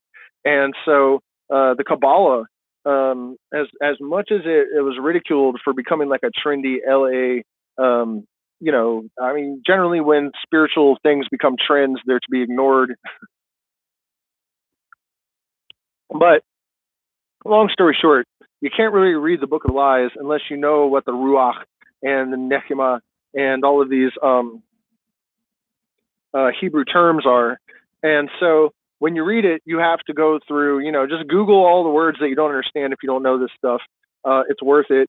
And then there's a whole lot of other things that are hidden. Like there are a lot of poems that seem to be about a girl named Layla, and they were. She was an Australian violinist that Crowley was involved with. But Layla is also Arabic for night. And if you don't know that, the meaning is going to get lost upon you. And so it takes a lot of effort to really get the most from those books. Also, hermetic.com is a tremendous resource. There are tons and tons of occult, mystical, and hermetic books for free on that site. The Book of the Law is extremely interesting. It's also one of Crowley's works. And what is so interesting about it is that it's the only prophetical work that professional skeptics have routinely been, these guys are paid basically to say that Nostradamus is bullshit. It's too vague. Edgar Casey was nonsense. That's their job. But when they look at the Book of the Law, they always say things like interesting but not conclusive. Like there's no way they're going to be like, oh no, that's real. They just don't do that. But they don't write it off either. And so, and it's not vague. Like he calls World War I by name 10 years before it happened, the Great War. And they didn't even start calling it the Great War until after it happened. So there's a lot of stuff in that book that is just mind blowing. He talks about this. He's like contacting this. He went into they tricked the ambassador of Egypt or somebody that was authorized to give permission to do this. They went into the king's chamber in the Great Pyramid and they channeled this being called Aiwass. And, I'm definitely very skeptical of channeled material, but in this case, it's hard to dismiss. I have never seen literary pyrotechnics of this caliber come from a human pen, for one thing. And also, even in the introduction, he makes, predictions that are so astonishingly accurate, especially in the last few years, and even gives the timeline, which would be now, talking about how people would start to become more bisexual and epicene. The totalitarian governments would cavort crazily all over the globe.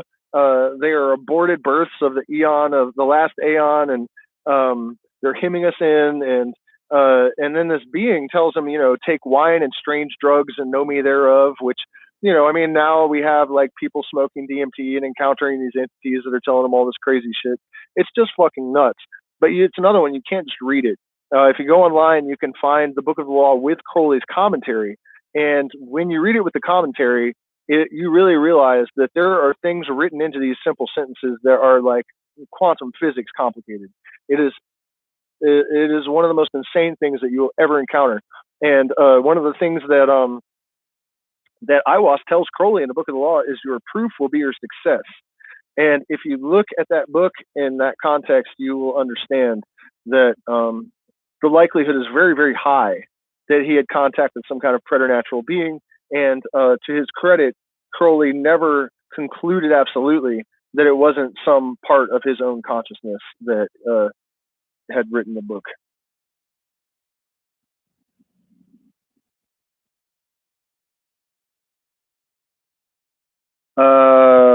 Good initiation books for Hebrew. I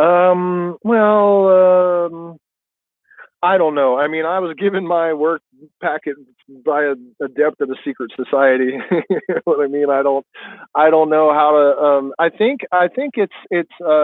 Here's the thing. This is the difficulty, and this actually blew my mind. I have a relative who is married to a conservative Jewish man, and I went to their house after my mom committed suicide, and it was kind of uncomfortable because they're like, rich and he's very conservative, and I just felt really out of place. But before my mom's ashes were in the car, my stepfather's girlfriends, they were holding hands on my mom's urn. Like, I mean, it was just, it was just crazy. And so I was trying to establish some common ground, and I started talking about my studies of Jewish mysticism, and he's like, stop, don't say another word. We're not allowed to think about this stuff. We're not. And I was just blown away. Like, you guys have got the most, like, convincing system of mysticism known to humanity. It is the basis for all of the Western mystery schools work. Everything we do is written in Hebrew characters. You can demonstrate things with Hebrew characters. They're almost indisputably like messages from the divinity. I'll give you an example, and this is difficult without like writing it down in front of you, but hopefully you can follow this. The Tetragrammaton is when people say Jehovah or Yahweh, it's an attempt at pronouncing the Tetragrammaton, which is completely fucked up because the Tetragrammaton is the Tetragrammaton because according to the Jewish tradition, if you were able to speak the name of God, it would destroy the universe. And because everything comes full circle, so the beginning and the end, the alpha and the omega, if you make the vibration that created the thing, it's going to destroy the thing. So they formulated the Tetragrammaton for a number of reasons.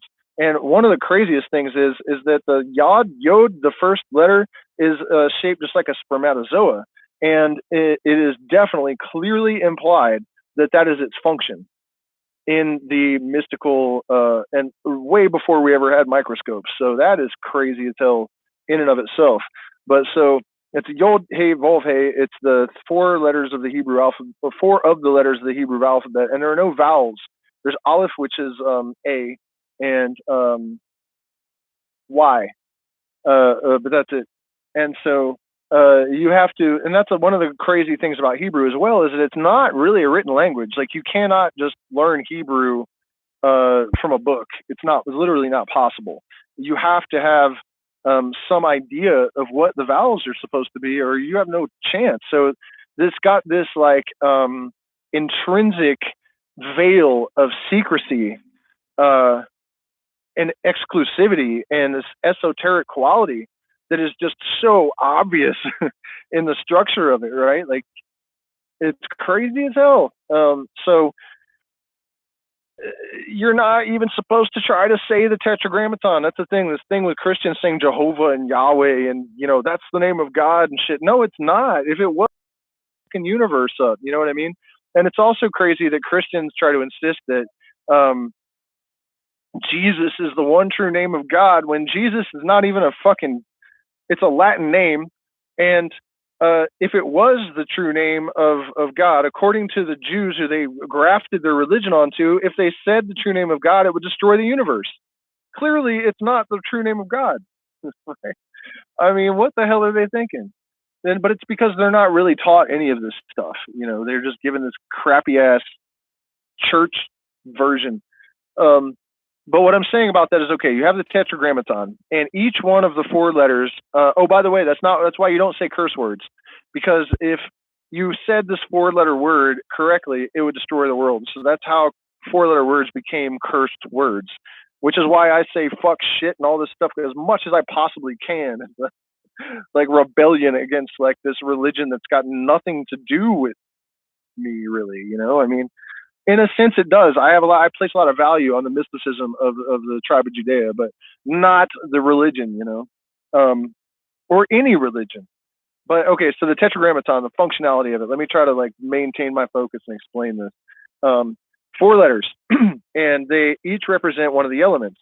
And so one of the Hebrew letters that's not part of the Tetragrammaton is the letter Shin, which represents spirit or spiritual fire, or just fire, but primarily spiritual fire.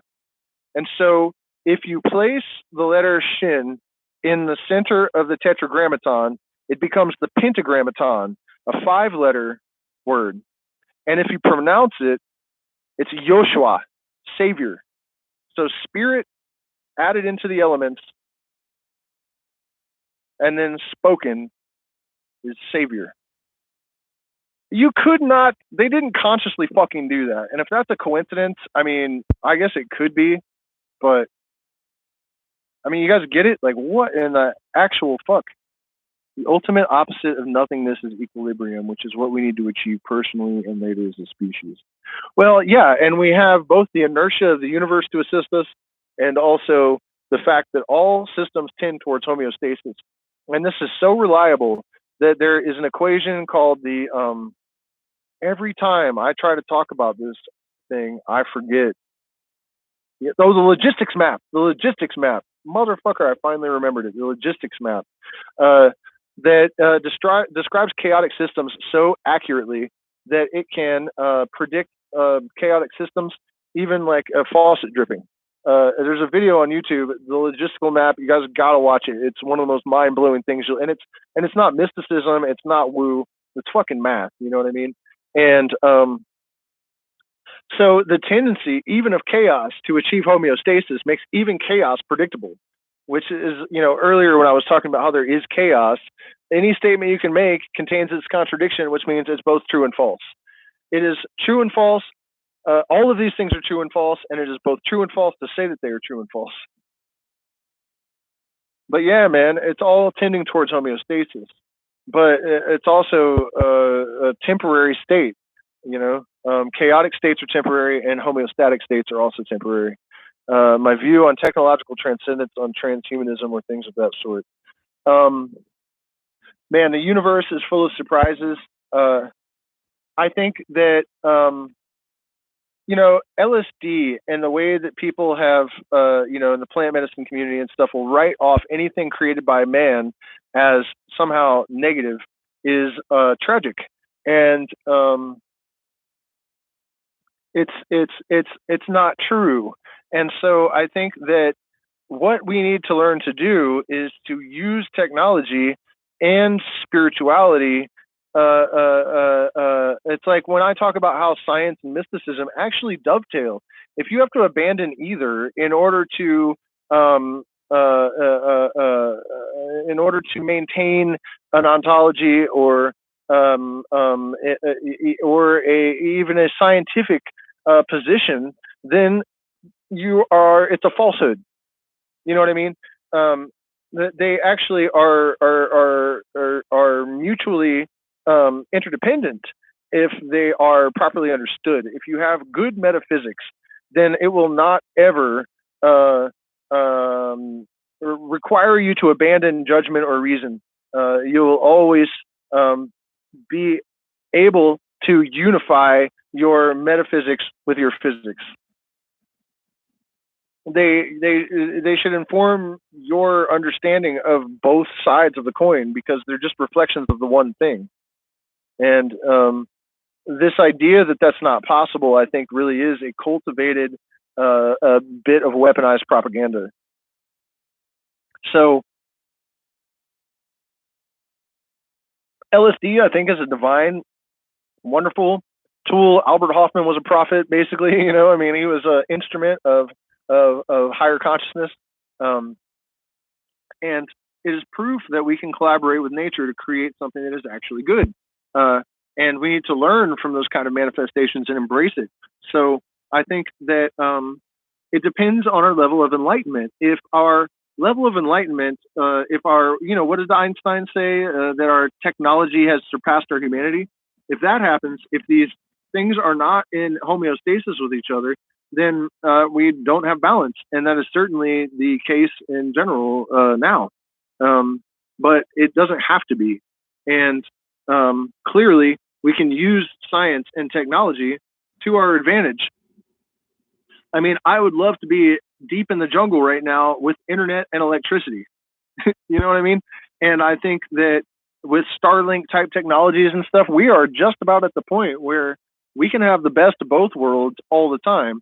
And the only thing that is inhibiting the realization of this,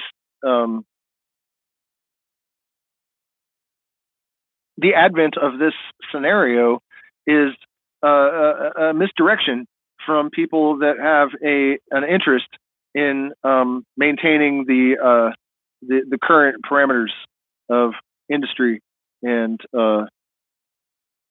you know what I'm saying. It would be that way if there weren't people with a tremendous amount of power exerting influence to stop it from materializing. So let's see here. Well, I would say the fabric of the quantum field is made of consciousness, but I don't know that it's compassion. I mean, nature will kill the fuck out of you. Like, jump into a a tank full of hungry sharks and tell me about the quantum field being made of compassion. Let me lock you in a room with a bunch of serial killers, like 20 or 30 of them, and tell me that the quantum field is made of compassion.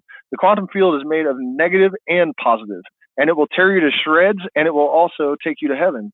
But I think that we need to be able to look. The one unforgivable sin is to refuse knowledge that doesn't pander to your prejudice. Okay, and it's not unforgivable because some God is going to punish you. We're talking about cause and effect here, So I mean, what we all do. And one of the reasons that I'm always talking about this political cognitive dissonance and shit isn't really because I give a fuck about the politics. I kind of do because it affects us, but it's a good way to reflect upon ourselves. We look out there and see all these people using selective perception and maintaining, even consciously, levels of cognitive dissonance that even allow for tyranny and fascism to develop in order to try to maintain a delusional ontological disposition. And we all do it. And the spiritual community is no less guilty of it than the political community.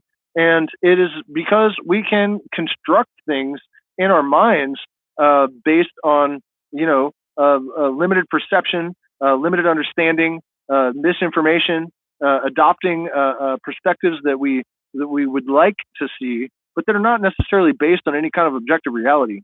And earlier when I was saying the universe is made of love, but it's not human love. It's just a bonding force that the great mystics are talking about when they describe that. It's true. It is a thing that is there, that is generated in energy, but I don't believe that the kind of human love that a lot of people believe is the foundation of the universe. I don't think that's really true. It's, there is, in a way, I mean, when I talk about how, the formula that guides, enlightened people and that protects us, so that we're, a little bit more, taken care of than people that have no purpose or that don't know their purpose, right? It's more about being aligned with a positive current, but it's positive only in the sense that it is taking some kind of action, not in, another way to think about this is that the universe is a conscious entity, but it is he in whom suffering and glory are indistinguishable. It does not care whether the experience is pain or pleasure. It only is interested in experiencing every possibility from every possible perspective based on the conditions that are manifest at any given time. That's it. It's not interested in bliss over misery. They're just potentialities to be fulfilled and experienced. So, and I think it takes a lot of bravery to confront that and to realize that for most people, I think, honestly, spirituality is a comforting delusion. It's not really the pursuit of truth. And if it was, we wouldn't be in the circumstances that we are. Earlier, somebody was regurgitating a bunch of Buddhist doctrine at me, and I said this earlier, but it's that thing of if these religions were really empowering, if they really catalyzed gnosis and the expansion of consciousness, they would be persecuted and driven into ground, and all the adherents would be burned alive at the fucking stake. You know what I mean? And they certainly wouldn't be institutionalized. And so,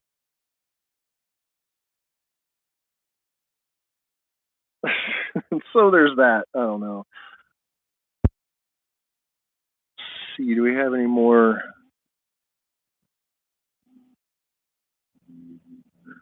Anybody got anything else? Or, I mean, it looks like I've been talking for almost 2 hours here. Do you think that after death, there's nothing, we evolve towards just some?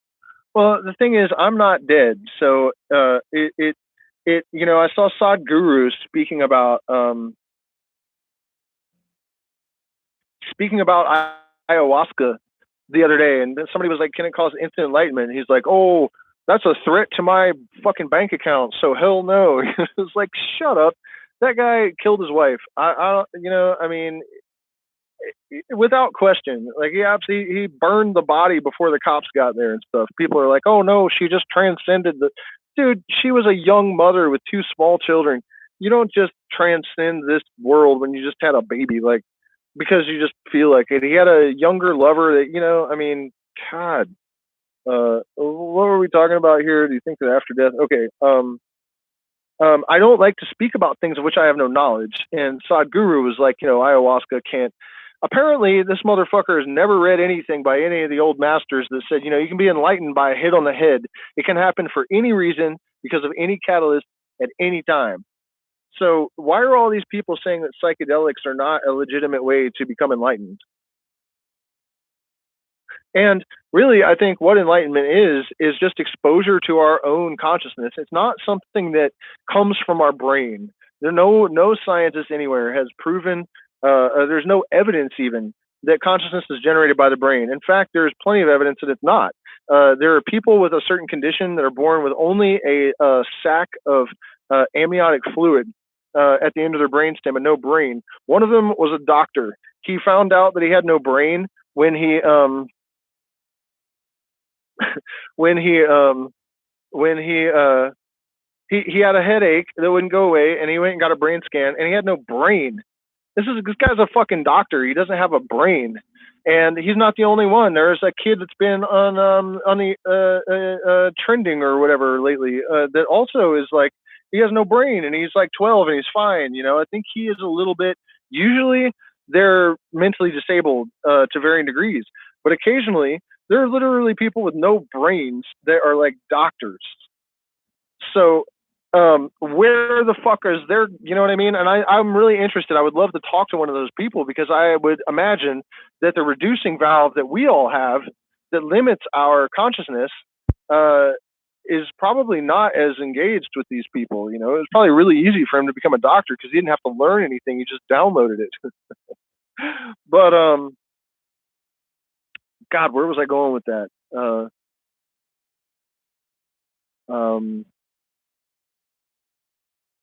Well, the question was, do you think that after death there's nothing? I mean, I'm not dead, but okay. This is. I mean, I'll conjecture about it. I don't like to do that, but I will, I guess. There is a guy who is very good. Usually, he started this religion called Hyperianism. His name is Morg. He's kind of like a goth version of me, I guess. It's very similar, but he's like got no eyebrows and his hair is bleach blonde and he's really pale,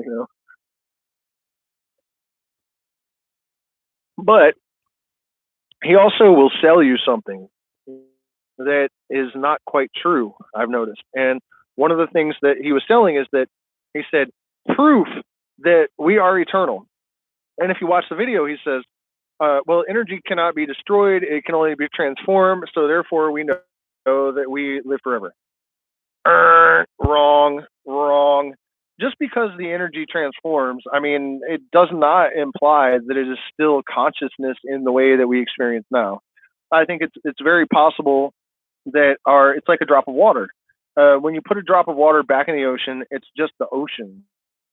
That drop of water will never again have its own identity.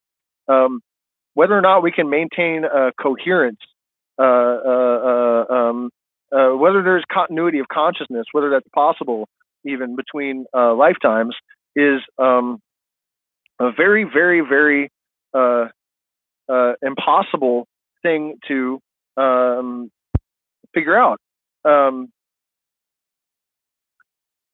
Most of the cases of kids that remember past lives that have been able to be confirmed, they're relatives. And we know that there is genetic memory. Geneticists have proven that you can remember anything that your ancestors knew or experienced. And it's been probably an hour and a half since I've made this pitch, so please do me a favor, hit the like button, share, subscribe. If you would like to make a contribution, we really appreciate it. You can. There's a email in the description, the Phoenix Flames, or bluekers.com or bluekers at Gmail. You can PayPal us a contribution. And also look for the link in the community tab to where I'm moving, because it would be good if you guys follow me on that new platform as well. And you guys can earn crypto just by watching videos there. So, okay, so the reincarnation thing or the eternal life thing, I remember all the way back to like 9 lives ago. And I can't say because one of my next videos, I've been saying this forever, but I'm really going to do it, is a reincarnation reveal. And the thing is, I don't absolutely believe this, but other people have seen it. Like random people walk up to me on the street, like, hi, and they'll call me by the name. People in my medicine circles have seen it and said it out loud, which, I almost have to tackle them. And yeah, Patreon, you can click the Patreon link. Thank you, Mr. Scott. And Zoom time, if you'd like. So anyways, also, I know the works of this person. I know specific details of his life. I've realized I was talking to other people that were incarnated with me at the time and that didn't know any of the story. And I was able to ask them questions about things that we did together during that life, and they knew the answers like exactly correctly. So it's very difficult for me to dismiss reincarnation because it seems very likely that I remember my last like 7 or 8 lifetimes, not in their entirety, but at least the sequence of them. But at the same time, I am English, and all of these people are English. So all I would need is a common ancestor, and according to geneticists, I would be able to remember all that stuff. So it doesn't anything. And I think this is another one of those places where the forked tongue of the serpent, that analogy of the illusion of the devil, when you're trying to contemplate these metaphysical ideas, I don't think you ever really can resolve them. I don't think that's the point. Again, the master only knows that he does not know is something that we all have to come to terms with. You can, what I was saying about, what's his name, the Hyperion guy, he was saying that that energy, consciousness is energy, or it's derived from energy, and consciousness cannot be destroyed; it can only transform. That's proof that we're eternal. It's not, but it is at least like what would you call it? Anecdotal evidence. It can only transform. That's proof that we're eternal. It's not, but it is at least like what would you call it? Anecdotal evidence that that we can experience continuity of consciousness, but it's not proof. You're never going to have proof of this kind of stuff. You're never going to that that we can experience continuity of consciousness, but it's not proof. You're never going to have proof of this kind of stuff. You're never going to know if there's an afterlife. Even if a spirit comes and talks to you like they have to me and tells you things that are absolutely true that you couldn't possibly know, you still don't know that it's anything other than a manifestation of the universal consciousness. You don't know that that spirit actually had a consciousness of its own. Another great example I can give you of this kind of weird delusion that people have in regards to too much belief in subjective experience is this idea that negative entities can take control of you. We know from entrainment, right?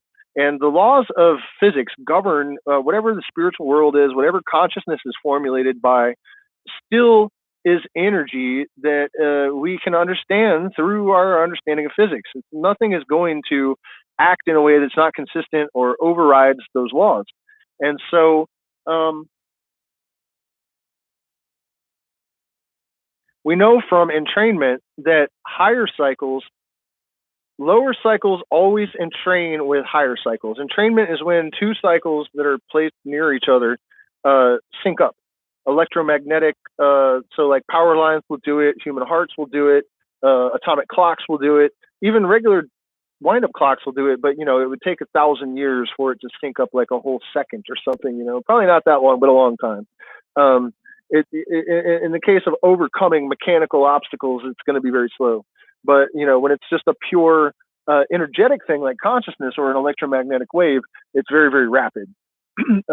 So this is why a dog does what you tell it to do.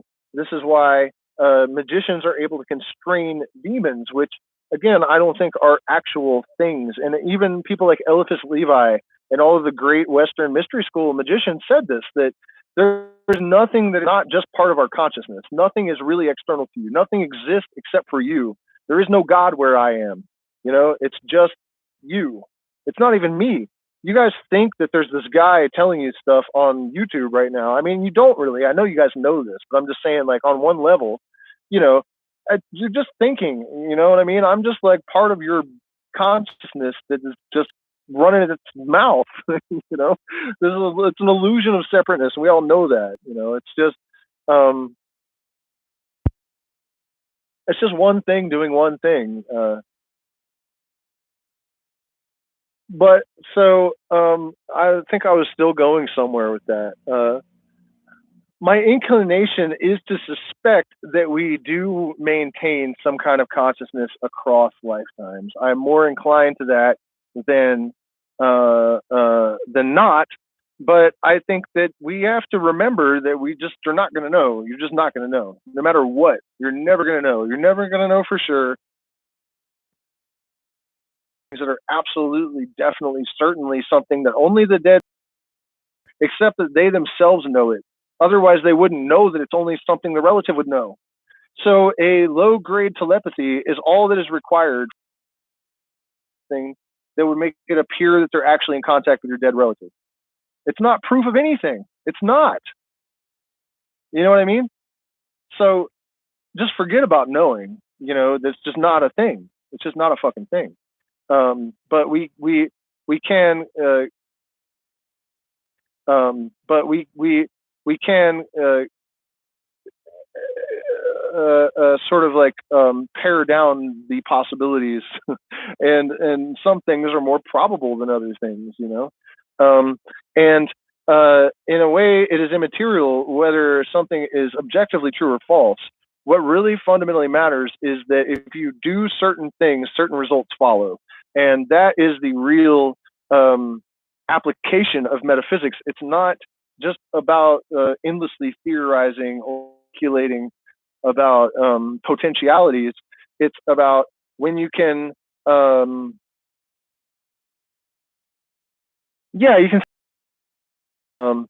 What is the word that people are using for grounding spiritual knowledge? Pictures. Man, that was crazy the other day. I was trying to think of a word that explained like what it would mean if you took the stuff that you learned from psychedelic and put it into pragmatic use. And I used the word investitures, and I thought, wait, did I just make that word up? So then I Googled it, and it was like grounding spirituals. You know, it's like, what the fuck? So, you know, I mean, that's the kind of thing I mean about downloading from the universal mind. It's definitely a real thing. Near-death experiences and paranormal stuff should be very thoroughly analyzed, I feel. These are hints, if anything. Sure, man, yeah, I'm not saying this shit is irrelevant. And one of the things that we look for in scientific illuminism, or, you know, the practice of using, what would you say, like, we place no reliance on virgin or pigeon. Our method is science. Our aim is religion. Near-death experiences, and yeah, especially when there are consistencies. One of the things that I've noticed that's extremely interesting is that when I have DMT experiences, or I've had DMT experiences, I noticed that synchronicity type experiences spike really dramatically. And after I experienced that, I read in one of Daniel Pinchbeck's book. He called it an occult hangover and said the same thing. Of course, the skeptic or the rationalist would say, well, it's because you just did a fucking powerful hallucinogen and now you're delusional, so you're thinking that there are these meaningful coincidences, and that's not it. It's definitely not it. And what's interesting is that people that experience near-death experiences sound just like somebody that has just smoked DMT. And by the way, it is not a fact that DMT is released at death. In fact, in the entire cerebrospinal blood fluid, there's 0.00034 micrograms per 150 pound, or per kilogram. So in a 150 pound person, that means that there's 0.051 grams in the entire body at any given time. So there is absolutely no way that you would have a psychedelic experience from any kind of meditation. There is absolutely no way that you would have a psychedelic experience from any kind of meditation, holotropic breathing. If you see New Age hippie girls advertising holotropic breathing to release DMT courses for money, if you meditating their way into a DMT trip, it is because they have expectations and they have created in their imagination. It's not a thing, and it is also not proven that DMT is manufactured in the pineal gland. Um, it has been found in the pineal gland of rats, but there is no reason to know where it comes from, and there's very little of it in the cerebrospinal fluid. So all of these things are like urban legends. It was theorized by Rick Strassman. It was totally conjecture back in the 90s that he thought that it's possible that DMT is released at birth and death and when you're in REM sleep, and it has become accepted as fact, very widespread, and it's absolutely not.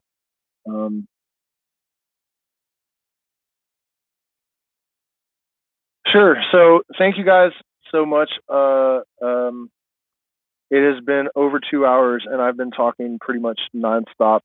So thank you so much for your support. Some of you guys, I know I've seen your names like every live stream almost for like years, and that's just insane, man, to see the same names for so long, almost every time.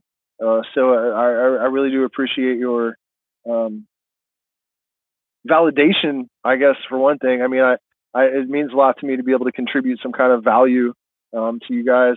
And even if YouTube shuts me down, I'll just move elsewhere, and I will continue the dialogue. We are hopefully going to meet with our Schwar contact finally tomorrow. Really unfortunate that our camera broke because I was going to interview him tomorrow, so we get the ball rolling. Turns out he is a member of the Schwar Federation. And a very, very active activist. And I know that the rain here in the Amazon has been destroying the villages lately, and I've offered to go into the jungle and try to help them rebuild some of the homes and clean up the mud. Um, and so I think I'm going to log out of here, and we got another type of piranha to eat tonight. we ate some silver piranhas a few weeks ago. Psychedelic spirituality on Reddit. Yeah, I have to make a new Reddit account. Somehow I got locked out of my old one, and Reddit's kind of a pain in the ass. But I think it seems like there's a lot of really highly intelligent, motivated people on Reddit. It seems to be like the what would you call it? Like the more no, man, the phone is what broke. It's just I don't know what's going on. We tried the fixes we found on Google, and it's just the battery's just draining like almost right away from 100 down to nothing. So, but I literally, my throat is dying, and I'm sure my partner would like me to come to bed, and I'm very tired. So thank you guys so much for your time. Sorry we didn't have a picture tonight, but we're in the Amazon rainforest where internet is just not very reliable. Good night, and we'll see you guys, or at least talk at you again soon. Um, don't forget to like, share, subscribe, and follow me to the blockchain platform where we can all get some crypto for doing what we're doing right now. Good night.